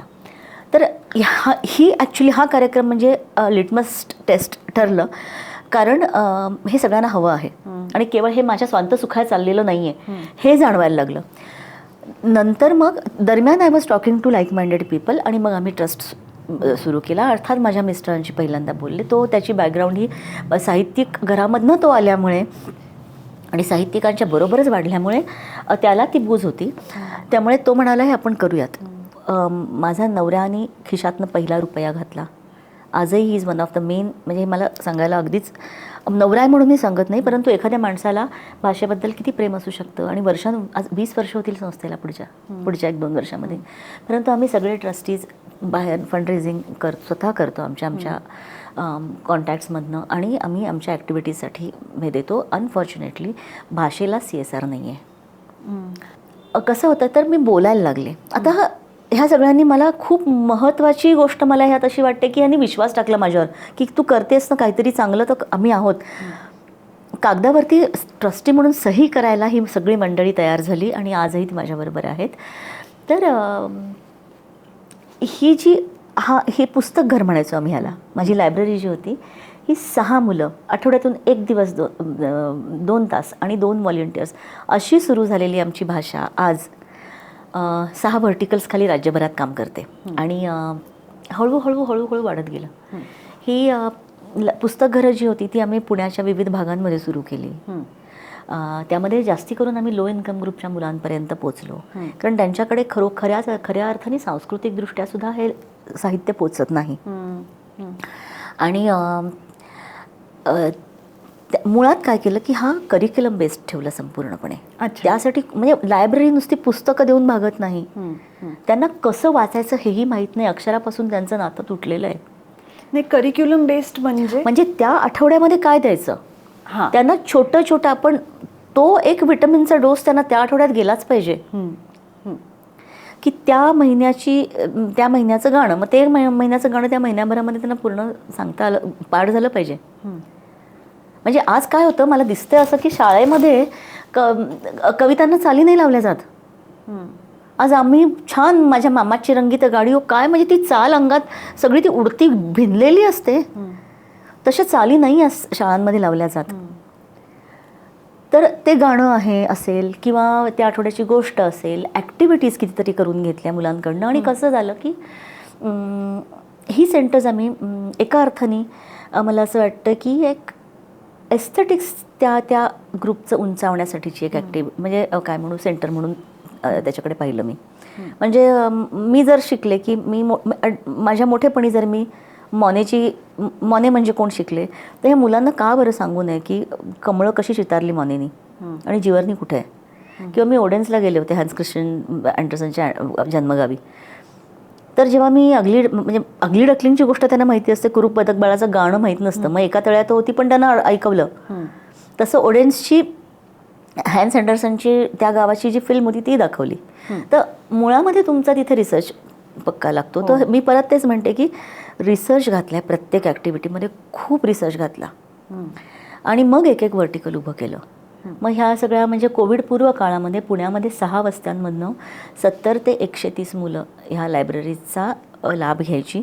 कोविडमध्ये मात्र ते सगळं थांबलं, अनफॉर्च्युनेटली थांबलं. आणि इट इज अन एफर्ट म्हणजे ते रुजवणं त्या परिसरामध्ये, ती गरज रुजवणं हा एफर्ट आहे, हा मोठा प्रयत्न आहे. ते परत मला सुरू करायचं आहे पण आय नीड मेनी हँड्स. तर हे तर चाललीच म्हणजे. पण आम्ही अनेक गावांमधनं हा उपक्रम आम्ही तिकडे रेप्लिकेट केला. पुस्तकघराचा. म्हणजे कसं होतं की समजा काही गावांमधनं मुलं वन वे शाळेमध्ये 7-7 किलोमीटर चालत जातात, तिथे त्यांना हायस्कूल्स नाहीत. तर अशा ठिकाणी गावांना आपण पुस्तक पेटी देऊन सेल्फ सफिशियंट करता येईल का, मग ती कशी वापरायची.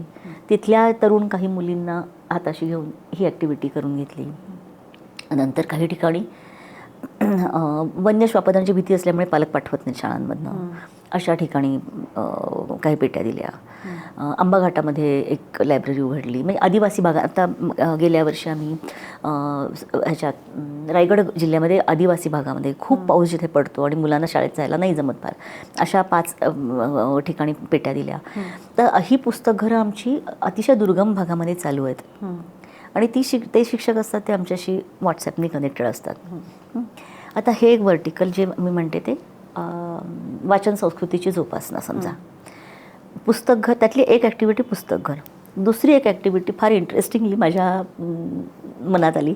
मी पासपोर्ट ऑफिसमध्ये उभे होते एकदा आणि जुन्या ठिकाणी पासपोर्ट ऑफिस होतं आणि बालभारतीच्या इथे. आणि तिथे ना उघडायला वेळ होता आणि रांगेमध्ये लोकांची भांडणं एकमेकांच्यात चालू झाली होती. मी कडेला बसले आणि माझं पुस्तक वाचत बसले. तर माझ्या मनात आलं, अरे ह्या प्रत्येकाच्या हातात एक पुस्तक असतं तर आवाज केवढा कमी झाला असता. आणि मग गाडीतनं येताना माझ्या डोक्यातनं एक व्हर्टिकल बांधलंच गेलं. म्हणजे एक प्रोजेक्ट, थांबाल तिथे वाचा, रीड व्हाईल यू वेट असं आम्ही त्याला म्हणायचो. आता मग कुठे रांगा असतात बरं की जिथे अनबेरेबल रांग, तर त्या लोकांच्या हातामध्ये आपण ते पुस्तक देऊ शकतो का. तर सगळ्यात अनबेरेबल जी रांग असते ती डॉक्टरांच्या क्लिनिक्समध्ये, पिडियाट्रिक क्लिनिक्समध्ये, जिथे आया एकंदर कावलेली आणि मुलं चिवचिवलेली अशा अवस्थेमध्ये ते किती वेळ चाललेलं असतं. मग म्हणलं इथे आपण पुस्तकं देऊ शकतो का, म्हणून आम्ही बुक ट्रॉलीज दिल्या 10 ठिकाणी पुण्यामध्ये. आम्ही 10 डॉक्टरांच्या क्लिनिकमध्ये आम्ही बुक ट्रॉलीज दिल्या. ही आमची आम्ही साधारणपणे 40 पुस्तकांचा संच आम्ही त्या ट्रॉलीमध्ये ठेवायचो आणि 2 महिन्यानंतर आम्ही बदलायचो पुस्तकं. ही साधारण 2 वर्ष ही ॲक्टिव्हिटी चालली. पण नंतर असं लक्षात आलं की आपण चालवतो आहे खरं, पण परत येताना आपल्याकडे 2 पानं, फक्त कव्हर्स, पुस्तकं सर्व गायब, पानं फाडलेली, असं सगळं येतं. तर ही कुठेतरी ना मला असं वाटतं ही संस्कृतीच आपल्याकडे निर्माण व्हायला हवी. अक्षर आणि पुस्तक ह्यांना रिस्पेक्ट करावं अशी संस्कृती निर्माण व्हायला हवी. पण या सगळ्यासाठी स्वातीताई ह्याला एक काहीतरी सातत्य लागत. म्हणजे अर्थातच कुठलीही ॲक्टिव्हिटी करायची असेल तर मग त्यासाठीची माणसं तुम्ही कशी गोळा करता. माणसं मेजर इश्यू आहे. कारण काय होतं की ह्या सगळ्याला सॅलरीड किंवा पगारी माणसं त्याला न्याय नाही देऊ शकत. त्याच्यामध्ये तुम्हाला त्याच्याबद्दलची बूजच असायला पाहिजे. बरोबर. म्हणजे ही एक व्हर्टिकल आहे आमचं. आता दुसऱ्याकडे मी जाते. म्हणजे मी जनरली कुठल्या सेक्टरमधली माणसं आमच्याबरोबर आहेत ह्याचा तुला अंदाज येईल. दुसरं जे व्हर्टिकल आहे ते भाषा कुठे संपते बरं. तर बऱ्याचदा असं लक्षात आलं की लायब्ररीसाठी मी फिरायला जेव्हा लागले मोठ्या मोठ्या सोसायटीजमधनं की तुम्ही आमची लायब्ररी घ्याल का, संध्याकाळच्या वेळामध्ये तुम्ही मुलांसाठी लायब्ररी चालवाल का, तर तेव्हा कितीही मी आधी सांगितलं तरी फक्त मीटिंगला आजी आजोबा येत असत. आणि मग आम्ही सगळं सांगितलं की असं भाषेचं असं आहे तसं आहे. ते आजी आजोबा अहो पण मग आम्ही मराठीत बोलायचं का हे, म्हटलं हो. नाही पण आमच्याकडे आमच्या मुलांना नाही मराठी बोललेलं चालत. हो. हां, तर ते का चालत नाही, तर शाळांमधनं अलाव करत नसत. हो, हे हां, म्हणजे हिंदीत बोललेलं चालतं पण मराठी बोलू नका असं लिहिलेलं असतं. शाळांनी हे केलेलं असायचं की मुलांना इंग्रजी बोलू द्यात. तर मग असं वाटलं की ह्याबद्दलची साक्षरता थोडीशी शाळांमधनंही निर्माण झाली पाहिजे की मातृभाषेला इंग्रजी पर्याय नाही आहे, साहचर्य असावं, पर्याय नसावा. हा खरं तर या विषयाशी तुमचा नाही संबंध याची मला कल्पना आहे, पण हल्ली मराठी भाषांविषयी किंवा मराठी शाळांविषयी जे खूप आणि अतिशय स्तुत्य प्रयत्न सुरू आहे त्याविषयी तुम्हाला काय वाटतं? मराठी शाळा गायब होत आहेत, मराठी शाळांमध्ये मुलांना घातलं जात नाहीये. कुठेतरी मराठी माध्यमात शिकणारी मुलं म्हणजे काहीतरी खालच्या पातळीचं काम आहे असा काहीतरी एक समज दृढ झाला आहे आपल्याकडे. श्रीमंतांची मुलं इंग्रजी माध्यमामध्ये जातात, गरिबांची मुलं, असं काहीतरी एक मधल्या काळामध्ये खूपच मोठ्या प्रमाणावर मनामनात ते रुजलं आहे. आणि ह्या सगळ्याचा परिणाम असा झाला आहे की मराठी शाळा आता जवळजवळ नसतात. एक म्हणजे श्रीमंतांची मुलंच फक्त इंग्रजी माध्यमात जातात असा हा समज चुकीचा आहे. हां, हो. म्हणजे कारण सांगते की म्हणजे कुठल्याही प्रकारची वर्गवारी वर्णवारी काहीच न करता माझ्याकडे कामाला येणारी बाई आहे ती पण मुलाला इंग्लिश माध्यमातच घालते आणि CBSE माध्यमात घालते. नाही, ते आता तसं व्हायला लागलंय. म्हणजे काही काळापूर्वी असं होतं की ते एक ॲस्पिरेशनल म्हणतात तसं होतं ना, की श्रीमंतांची मुलं इंग्रजी माध्यमात जातात तर मग आमच्या पण मुलांना आम्ही घालणार. हां, म्हणजे इंग्रजी ही जेव्हा त्यांना लक्षात आलं की ही म्हणजे पैसे देणारी भाषा आहे त्यावेळेला तो हा सगळा बदल होत गेला. आणि दुसरी गोष्ट पण एक जरूर हे बघायलाच पाहिजे की बहुभाषिकत्व हा आजचा नॉर्म आहे. जेवढी मुलं अधिकाधिक बहुभाषिक होत राहतील तेवढी त्यांच्यामधल्या कॉग्निटिव्ह डेव्हलपमेंट्स म्हणा किंवा जगामध्ये वावरताना त्यांच्या बहुभाषिकत्वाला वजन येत जाणार आहे. त्यामुळे कुठल्याच भाषेला कुठलाच पर्याय, मी आत्ता म्हटलं तसं साहचर्य, को एक्झिस्टन्स असायला हवं. आता इंग्रजी माध्यमामध्ये मीही अर्ध इंग्रजी, म्हणजे मी 8वी 9वी 10वी मीही सेमी इंग्लिशमध्ये शिकले. किंवा कॉलेज पूर्ण मी इंग्रजीमध्ये केलं. परंतु तुमची मातृभाषेविषयीची जी प्रीती आहे ती दृढ असली ना तर तुम्ही हलू नाही शकत. तोच आणि महत्त्वाचा पालकांची भूमिका ह्यामध्ये अतिशय निर्णायक आणि महत्त्वाची ठरते. पालकांनी जर तुमच्या म्हणजे मराठीला पर्याय म्हणून इंग्रजी उभी केली, किती घरांमधनं मम्मा प्याजीज अनियन ना, येस बेटा प्याजीज अनियन, हं, म्हणजे न आणि ह ह्याच्या पलीकडे मराठी बोललं जात नसेल पुण्यासारख्या ठिकाणी तर कुठली भाषा आपण जपतो आहोत. तर पालकाची भूमिका ही अतिशय मोठी याच्यामध्ये असणार आहे. म्हणजे हे मी अतिशय हवेत बोलत नाही आहे, परंतु जेव्हा आम्ही फॉर्म भरून घेतो किंवा प्रश्न विचारते, आता गेल्या काही दिवसांपूर्वी मी कोल्हापूर परिसरामध्ये टीचर ट्रेनिंग केलं. 48 शिक्षक होते. त्यांना म्हटलं मला 5 बालसाहित्यकारांची नावं सांगा. एकमेकांच्याकडे बघतात. बरं म्हटलं ठीक आहे, आधी आपण तुम्ही काय वाचलेत ते सांगा, गेल्या 6 महिन्यात तुम्ही काय वाचलेत सांगा. रामायण सकाळ, 5 पुस्तकं सांगा म्हटलं. रामायण सकाळ, पुढे काय काही नाही. पु ल देशपांडे म्हटलं, पु ल देशपांडे पुस्तक आहे का, पुलंचं काय वाचलं आहे सांगता येत नाही. बरं म्हटलं 5 बालसाहित्यकार सांगा. आता त्यांनी इतके वेगळीच काहीतरी नावं घ्यायला सुरुवात केली. मी म्हटलं जर शिक्षकांची ही परिस्थिती असेल तर आपण मुलांपर्यंत काय पोचवतोय. म्हणून मग आम्ही थोडं शिक्षकांचं ट्रेनिंगचाच भाग केला की भाषा शिक्षकांचं ट्रेनिंग, आणि ते प्रत्येक शाळांची गरज लक्षात घेऊन ते आम्ही त्याप्रमाणे कस्टमाइज करून देतो. आणि छान म्हणजे खूप आवडतं लोकांना. असं काही खडूफळा घेऊन उभी राहत नाही आमच्याकडचे लोक, परंतु त्यांच्याकडे जे आहे ना तेच फुलवता कसं येईल त्याचा विचार केला जातो.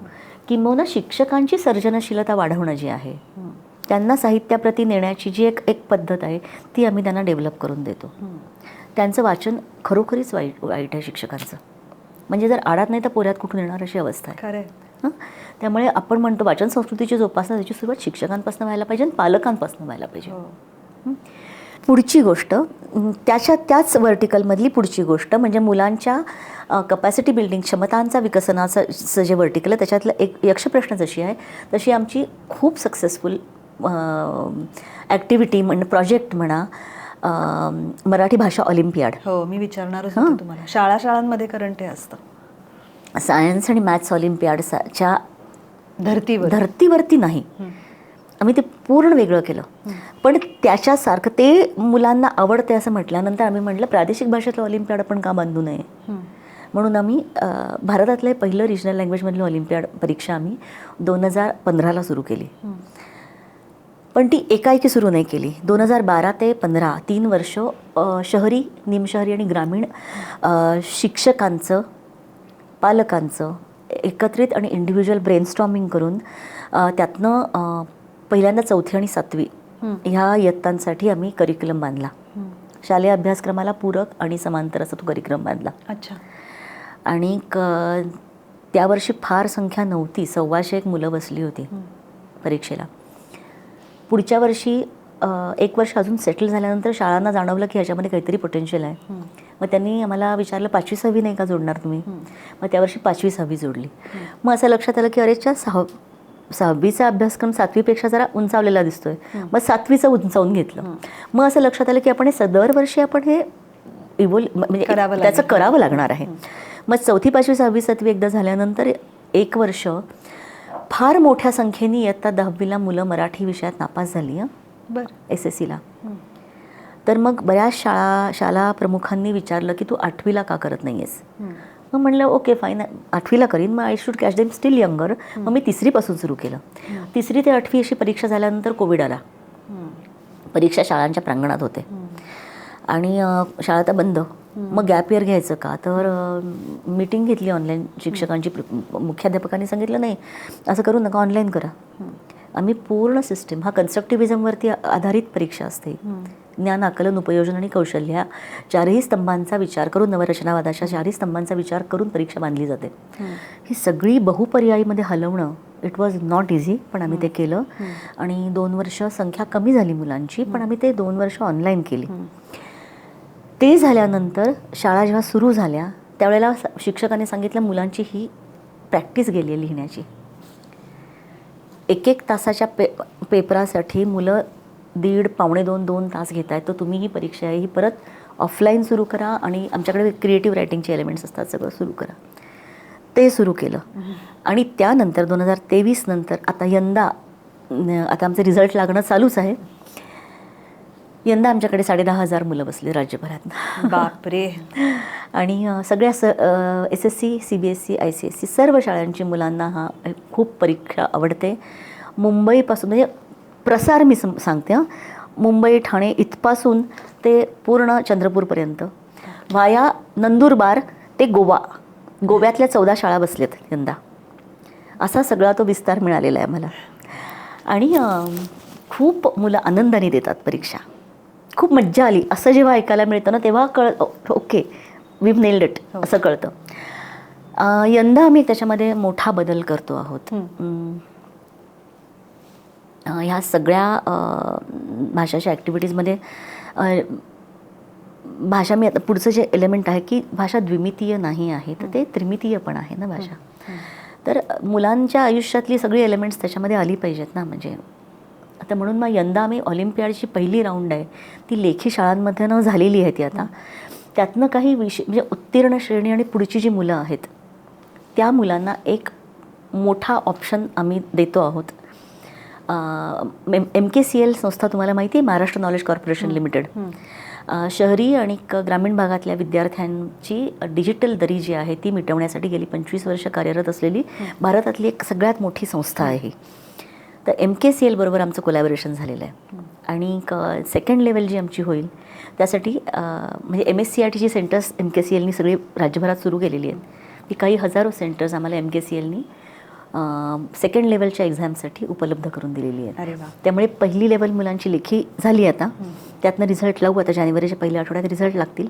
त्यानंतर काही आठवड्यांच्या अवधीमध्ये हीच मुलं डिजिटल लेव्हलला पुढची परीक्षा देतील आणि त्यातनं मग आम्ही एक म्हणजे स्कॉलर्सची बॅच आम्ही काढणार आहोत. अच्छा. आणि मग ह्या स्कॉलर्सच्या बॅच जी काही मुलं त्याच्यातनं तुम्हाला दिसतंय की ह्याच्यामध्ये मेरिट आहे अशा मुलांचा मेंटरशिप प्रोग्राम आम्ही करणार आहोत. अच्छा.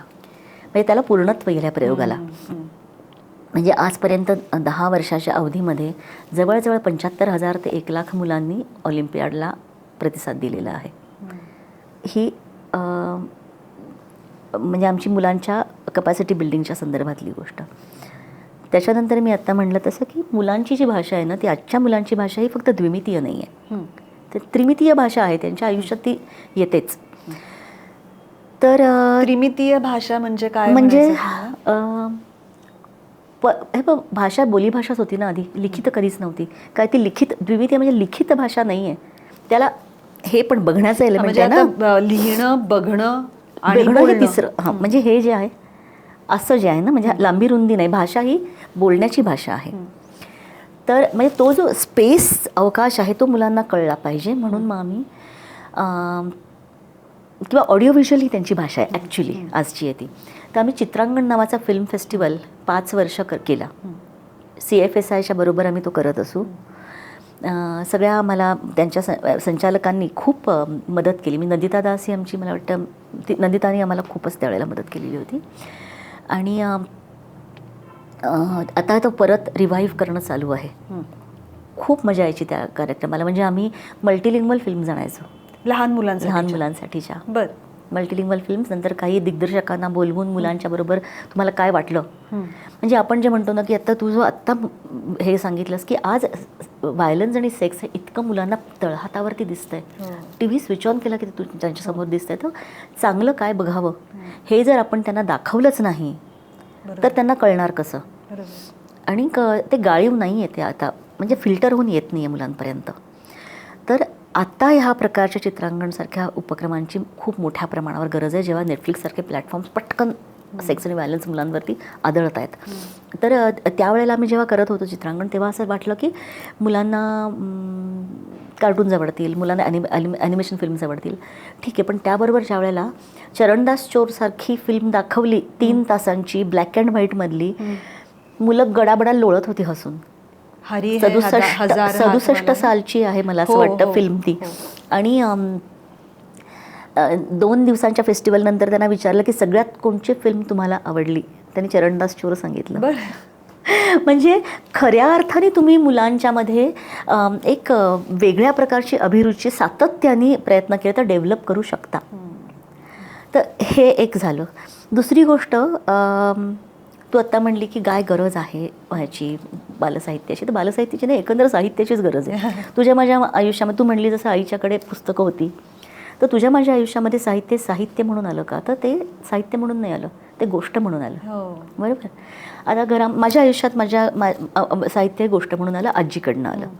माझ्या घरात आजी होती. मी आत्ता म्हटलं तसं आम्ही कीर्तनाला जात असू. म्हणजे कीर्तनाचा जो सगळा संपूर्ण रसपरिपोष होता, नवरस माझ्यापर्यंत वाहत येत होते ना. म्हणजे मी नेहमी म्हणते जसं की जटायू आख्यानामधनं तुम्हाला दिसतं ना त्याचे पंख कापलेले, तो माणूस तिथे बोलतोय, त्याच्या स्वरातनं कळतं ना कारुण्य तुमच्यापर्यंत पोचतं.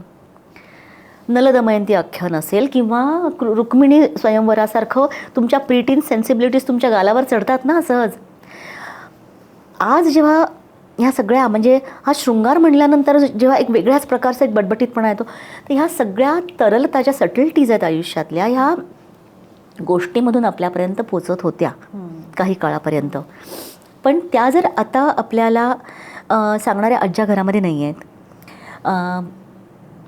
आई आणि वडिलांना त्या प्रकारचं स्किल त्यांनी जोपासलेलं नाही आहे, त्यांना वेळ नाही आहे.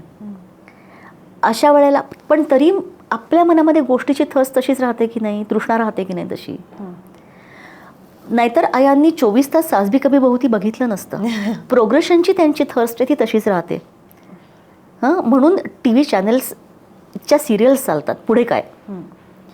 मग मुलाला पुढे काय असं देणारी जर कुठलीच गोष्ट तुम्ही TVच्या शिवाय उपलब्ध करून देत नाही आहात, तर त्यांनी त्याची तृष्णा कशी भागवायची.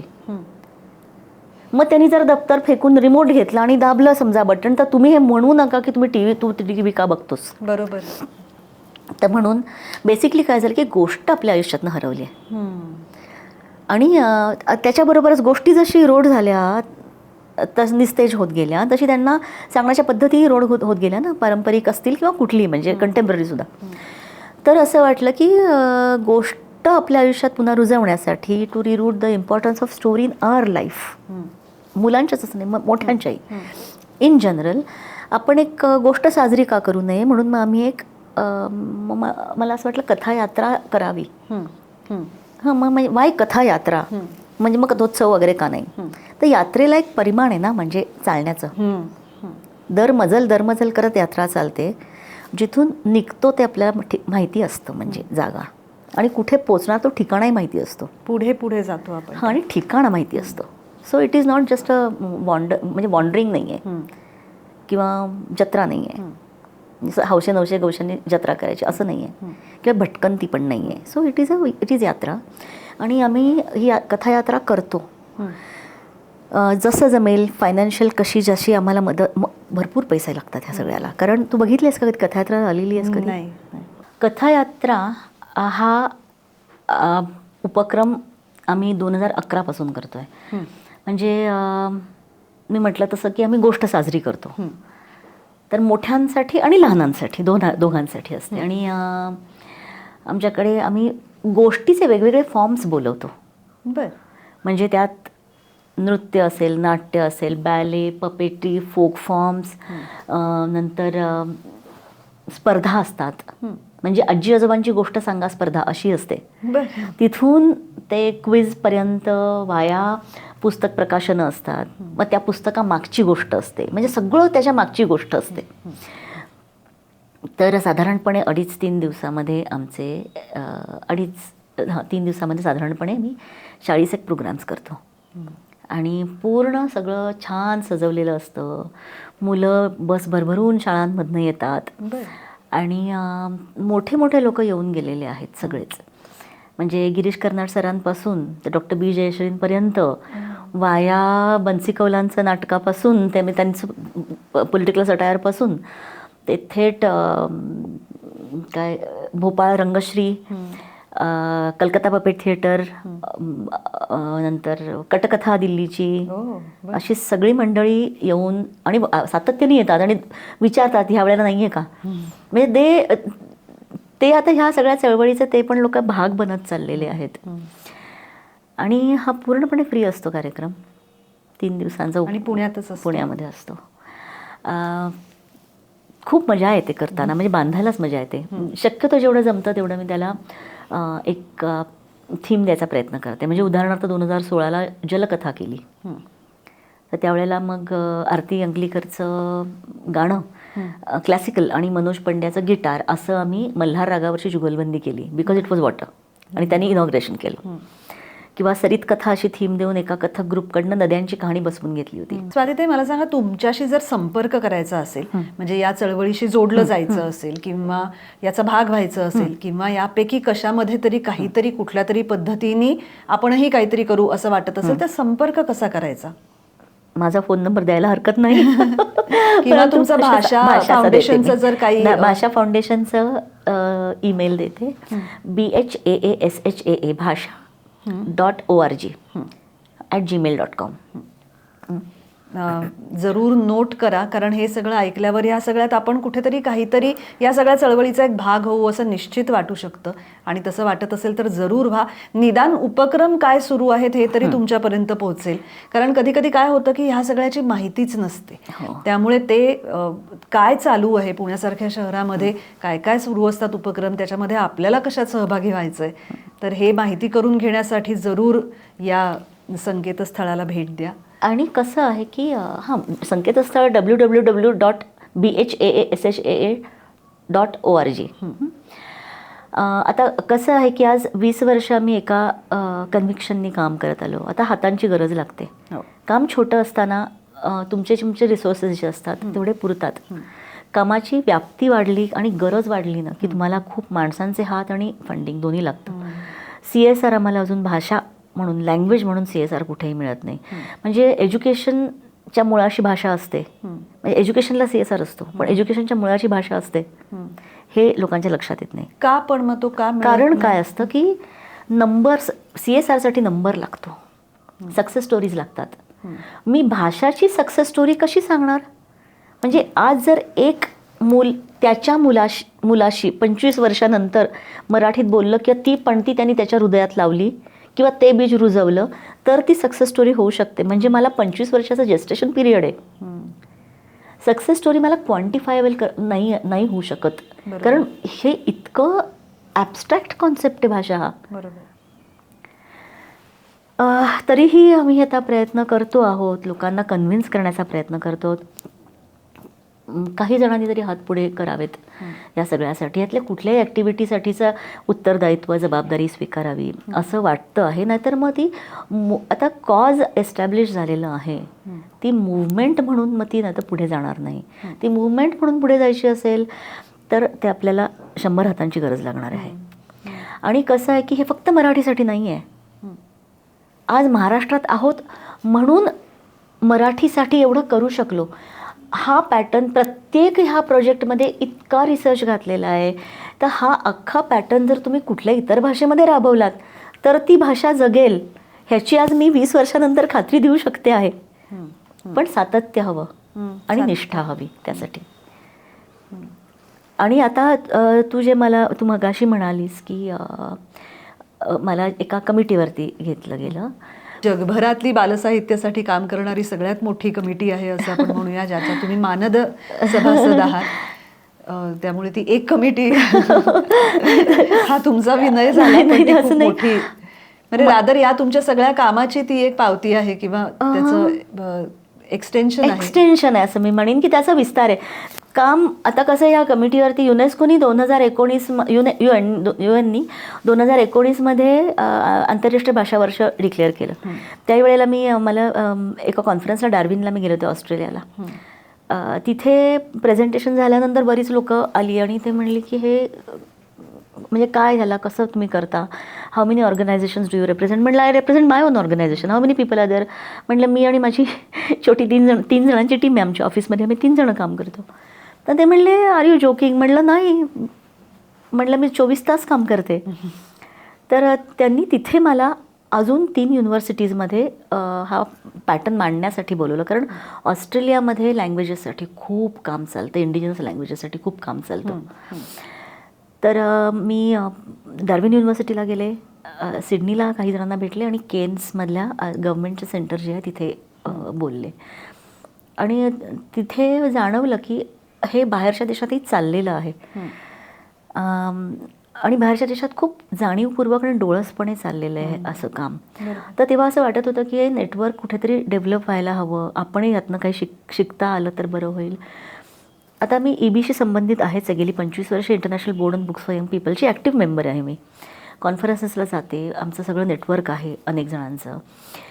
तर मुळात बालसाहित्याच्या क्षेत्रामध्ये काम करणारी आणि लँग्वेजेसच्या स्पेसमध्ये काम करणारी अशी एक कमिटी त्यांनी युनेस्कोनी बांधायची ठरवली. मला असं वाटतं आंतरराष्ट्रीय भाषाचं दशक जे आहे, स्थानिक भाषेचं दशक जे आहे, त्या दशकाचा एक भाग म्हणून त्यांनी केलं आहे.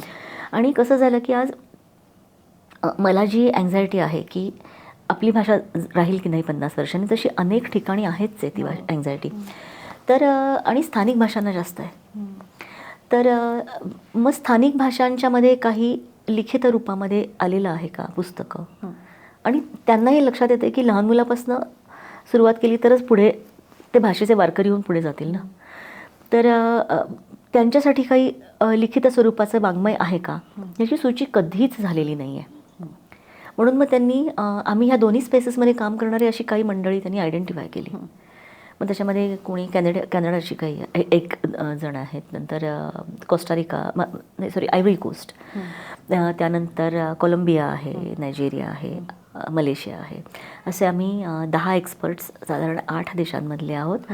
आणि मला खूप आनंद होतो की माझ्या निमित्ताने भारत तिथे आपला आवाज तिथे उमटू शकेल भारताचा, की केवढं बहुभाषिकत्वाची सगळी जी एक मजा आहे आणि केवढा हा वारसा आहे तो एका अर्थाने मला त्यांच्यापुढे मांडता येईल. आणि दुसऱ्या बाजूला नेटवर्क किती छान डेव्हलप होईल सगळ्या जगभरातलं. काम तर करूच, आम्ही काम करायलाच आहोत, परंतु हे नेटवर्क आहे त्यातनं लर्निंग केवढं होईल. शेअरिंग आणि लर्निंग जे आहे ना त्याचा फायदा मला इथे माझ्या कामात होईल आणि देशाच्या कामामध्ये बांधता येईल. त्यामुळे आय एम व्हेरी एक्सायटेड. आता जानेवारीपासून काम सुरू होईल आमचं आणि छान करावं अशी इच्छा आहे. भारताला एक मिळालेली आहे संधी, तर जास्तीत जास्त सोनं करायचा मी प्रयत्न करेन. मुलांना फक्त सांगून उपयोग नसतो, त्यांच्यासमोर ते दिसावं लागतं.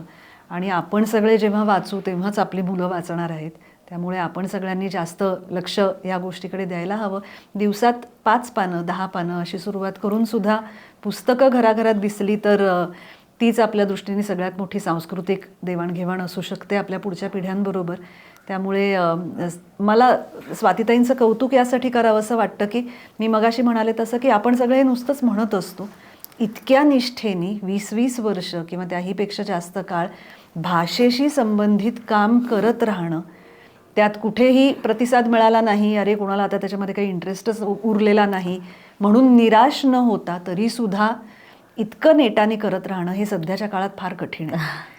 आणि तुम्ही ते एवढं वर्षानुवर्ष करताय त्याबद्दल खरंच तुमचं कौतुक आहे स्वातीताई. आणि मला असं वाटतं की तुमच्या एका पुस्तकाच्या छोट्याशा वाचनाने आपण ह्या गप्पा थांबवूया. कारण परत मी म्हटलं तसं की अनेकांना असा प्रश्न असतो की कुठेही पुस्तकं मिळतील, तर या पुस्तकांची नावं तुम्ही स्वातीताईंच्या बद्दल माहिती काढली तर त्यात तुम्हाला सगळी नावंही दिसतील, ती कुठे मिळत आहेत तेही कळेल. रोहन प्रकाशन, ज्योत्स्ना प्रकाशनची ती अनेक पुस्तकं आहेत. हिच्यामध्ये ना खूप लेयर्स आहेत आणि अनेक स्तरीय अशी गोष्ट आहे. आणि ज्या ज्या वेळेला मी स्वतः ती वाचते त्यावेळेला नव्याने त्यातला एक एक पदर माझ्या समोर येत राहतो. ही मलेशियाच्या कॉन्फरन्समध्ये पॉवर ऑफ स्टोरीज अशी जी थीम होती कॉन्फरन्सची, त्याच्या अंतर्गत त्या एका व्यासपीठावरही चर्चिली गेलेली आहे गोष्ट. तर आता सांगताना फक्त मी एक गोष्ट अशी सांगते की फॉर्मचा जेव्हा आपण विचार करतो ना कुठल्याही गोष्टीचा, तर मुलांना आपण फार गृहीत धरता कामा नये. म्हणजे त्यांना बाळबोध बरं का सोनुल्या मुनुल्या असं करण्यापेक्षा तुम्ही त्यांना एक नव्याने काही नवीन फॉर्म्स त्या आशयाच्या अनुषंगाने इंट्रोड्यूस केलं तर ती फार छान पोचते. तर ही जी गोष्ट आहे ही मी कहाणीच्या स्वरूपामधली ती गोष्ट आहे. ओके. म्हणजे कहाणी आहे, छान चालू असताना एक काहीतरी छोटासा पेच आलेला आहे आणि मग त्याची उकल जी आहे ती कशी. तर हा जो फॉर्मॅट आहे ना ह्याच्यातनं सुद्धा तुम्हाला तुमची संस्कृती मुलांपर्यंत पोचवता येऊ शकते ना. तर तशी ही गोष्ट तशी झाली, मी तशी केली नाही पण ती त्या अनुषंगाने झाली. तर ही गोष्ट आटपाट नगर होतं. आटपाट नगर होतं लांब आणि रुंद, दिवसा गणिक होत होतं आणखी लांब आणखी रुंद. नगरात राहत होते खूप लोक, खूपच लोक. परवापेक्षा काल जास्त, कालच्यापेक्षा आज जास्त. सगळे लोक काम करणारे, खूप काम करणारे. सकाळी उठून भराभरा आवरून कामाला जाणारे. कोणाशी बोलायला वेळ नाही, कोणाकडे पाहायला वेळ नाही, स्वतःशी हसायला पण वेळ नाही. ऑफिसात जायचं, काम करायचं, घरी यायचं, जेवायचं, झोपायचं. दुसऱ्या दिवशी सकाळी उठून भराभरा आवरून कामाला जायचं. चंदाच्या घरी अगदी असंच. आई आणि बाबा दोघं कामाला, चंदा आणि दादा शाळेला. आजी होती घरात पण तीही तिच्या कामात. वेळ असायचा तेव्हा आजी टी व्ही समोर. असे सगळे गुण्यागोविंदानी नांदत होते. चंदा ही सकाळी उठून रिक्षाने शाळेत जायची तेव्हा बाबा ऑफिसच्या गडबडीत आणि आई स्वयंपाकाच्या घाईत असायची. उजव्या हाताने भाजी फोडणीला टाकता डाव्या हाताने ती पोळी उलटायची.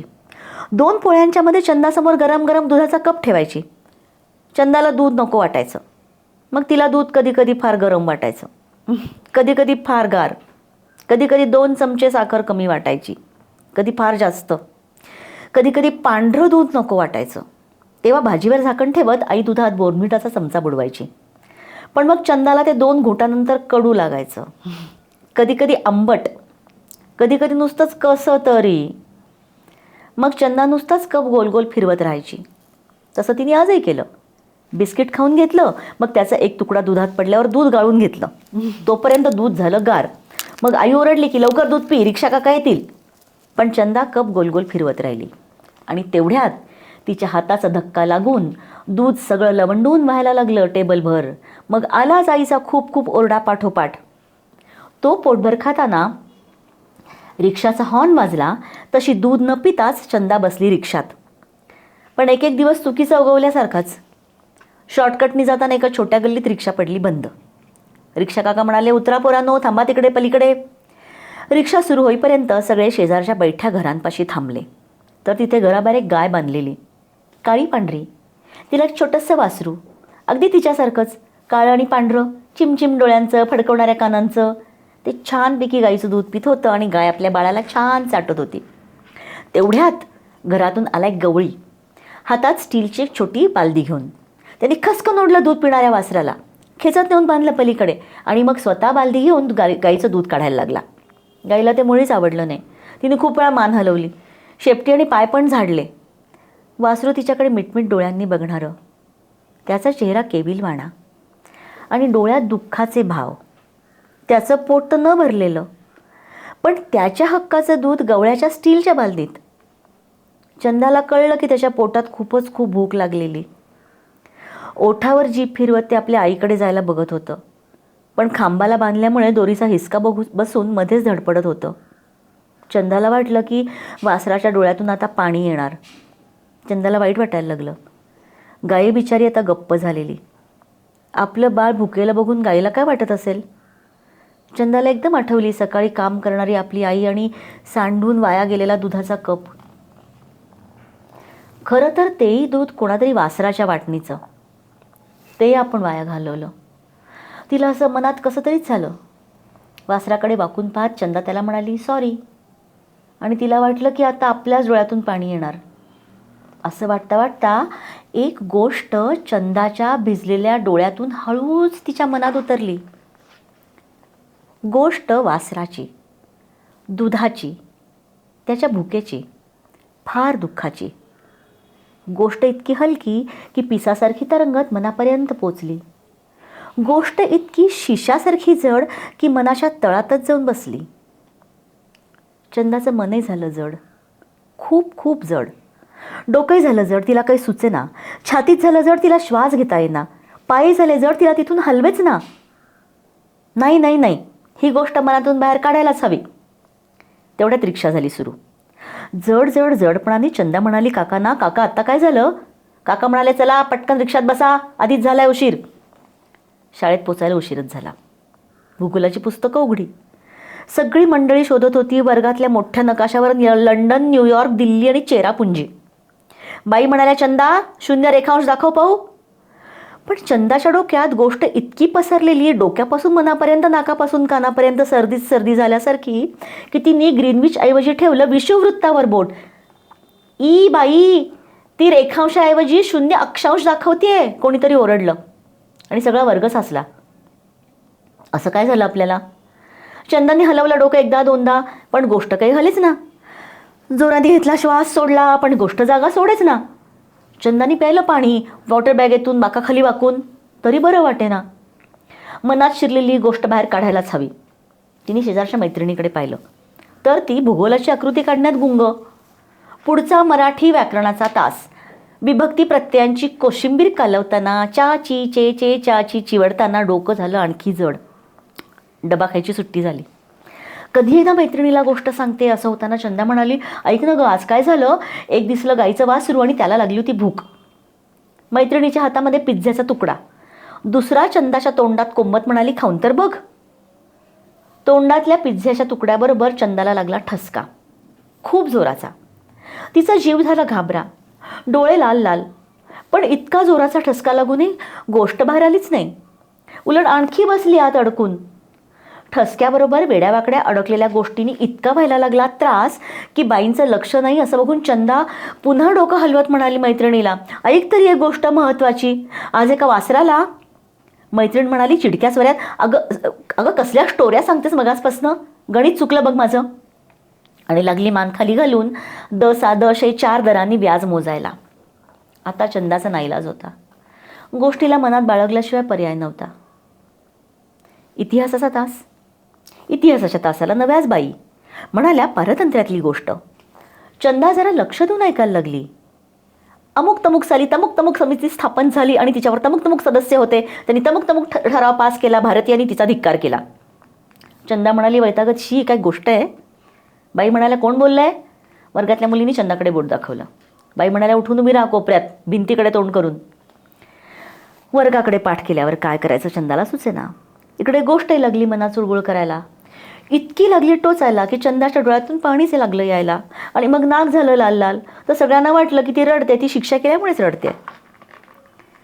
घरी जाताना, रिक्षात चेंगरून बसताना, पिक्चरची गाणी म्हणताना, कुठे कोण ऐकणार कुणाची सकाळी पाहिलेली वासराची बोरिंग गोष्ट. घरी आली चंदा तर आई ऑफिसातून आलेली. चंदा म्हणाली तिला मिठी मारत, आई एक गोष्ट सांगू? आई म्हणाली, थांब, आधी स्वयंपाकाचं बघू दे, तुम्हीच भुकभुक कराल. आणि मग वळली स्वयंपाकघरात. शिकवणीच्या बाई आल्या तोपर्यंत त्यांना तर नेहमीसारखाच कशालाच वेळ नव्हता. गणित, भूगोल आणि व्याकरण एका पाठोपाठ एक विषय घेऊन त्या गेल्या पण निघून. मग उद्याचा गृहपाठ करेपर्यंत गोष्ट अशी मनातच बसलेली, समुद्राच्या पोटातल्या भल्या मोठ्या देवमाशासारखी जडच जड. मधूनच पाण्यावर नाक काढून कारंज उडवत, हॅलो मी इथेच आहे, अशी आपली आठवण करून देणारी. उद्याचं दप्तर लावून चंदा हॉलमध्ये आली तेव्हा आजी बसली होती TV सिरियल बघत. चंदा म्हणाली आजीच्या जवळ बसत, आजी एक गोष्ट. आजी म्हणाली TV कडे बघत, आज स्पेशल एपिसोड आहे. मोबाईलवर गेम खेळता घेता दादा ओरडला आतून, आजी मला हायलाईट्स बघायचे मॅचचे, लवकर आवर तुझी सिरियल. बाबा म्हणाले, वैतागत दुसरा TV आणायलाच पाहिजे, साध्या बातम्या नाही पाहायला मिळत. आता तो फारच झालं. चंदाला होती गोष्ट सांगायची घाई, पण ऐकायला कुणाला सवडच नाही. या सगळ्यांच्या टाईम टेबलात तिच्या गोष्टीला जागाच नाही. चंदाच्या डोक्यात, कानात, डोळ्यात, मनात चुणचुण त्रास देणारी, पोटात भुकेची आठवण देणारी, खरं तर न बोलवताच डोकावलेली, न मागताच उगवलेली तिची गोष्ट समजून घ्यायची कुणाची इच्छाच नाही. आणि गोष्ट तर अशी हट्टी की मनातून हलायला तयारच नाही. आता चंदाचा घसा दुखायला लागला. तापासारखं वाटायला लागलं, कणकण. डोकं तर होऊन गेलं जडच जड. सगळाच मूड ऑफ. ती खूप खूप वाईट वाटून तिच्या खोलीत गेली. खोलीचं दार गच्च लावलं. बाल्कनीत उभी राहिली. बाल्कनीच्या पलीकडे एक वाळलेलं झाड, एकही पान नसलेलं. त्याच्या वाळलेल्या फांदीवर शेपटी फिसकारत एक मनीमाऊ उभी होती. चंदा म्हणाली, मनीमाऊ थांब ग, एका दुःखी वासराची गोष्ट ऐक. मनीमाऊनी चंदाकडे पाहिलं. शेपटी पुन्हा फिसकारली. ती म्हणाली, म्याव, आणि झाडावरून उडी मारून निघूनच गेली. चंदानी हताशपणे रिकाम्या वाळलेल्या झाडाकडे पाहिलं. तिच्या मनात एकटेपण भरून आलं. दुःख काठोकाठ साचून आलं. तिचा गळा दाटला. सकाळपासून कोंडून राहिलेला हुंदका फुटला. काळ्या डोळ्यांच्या दुःखी वासरासाठीचा हुंदका. हुंदक्याबरोबर बाहेर पडली तिची दुःखाने ओथंबलेली गोष्ट. गोष्ट 1 कप दुधाची. ज्यांच्याकडे दूध आहे त्यांची, ज्यांच्याकडे दूध नाही त्यांची. दूध असून सांडणाऱ्यांची, दूध समोर दिसून पिता न येणाऱ्यांची. सगळं काही असणाऱ्यांची, कुणाकडे काहीच नसणाऱ्यांची. पण त्याहीपेक्षा सगळं असूनही ज्यांच्याकडे काही नाही त्यांच्या दुःखाने दुःखी होणाऱ्यांची. चंदाची गोष्ट छोटी, मनाच्या तळापासूनची, करुणेने भिजलेली, भलेपणाने सजलेली. वाळल्या झाडाच्या फांदी फांदीवर ही गोष्ट विणली गेली. गोष्ट ऐकता ऐकता झाडाचं हृदय चिंब भिजलं. गोष्टीच्या स्पर्शाने एक नवल घडलं. बठल्या झाडाच्या फांदीवर सुंदर कोवळं पान फुटलं. चंदाला गोष्टीची किमया कळली. तिने आपल्या मनातच गोष्टीला जागा दिली.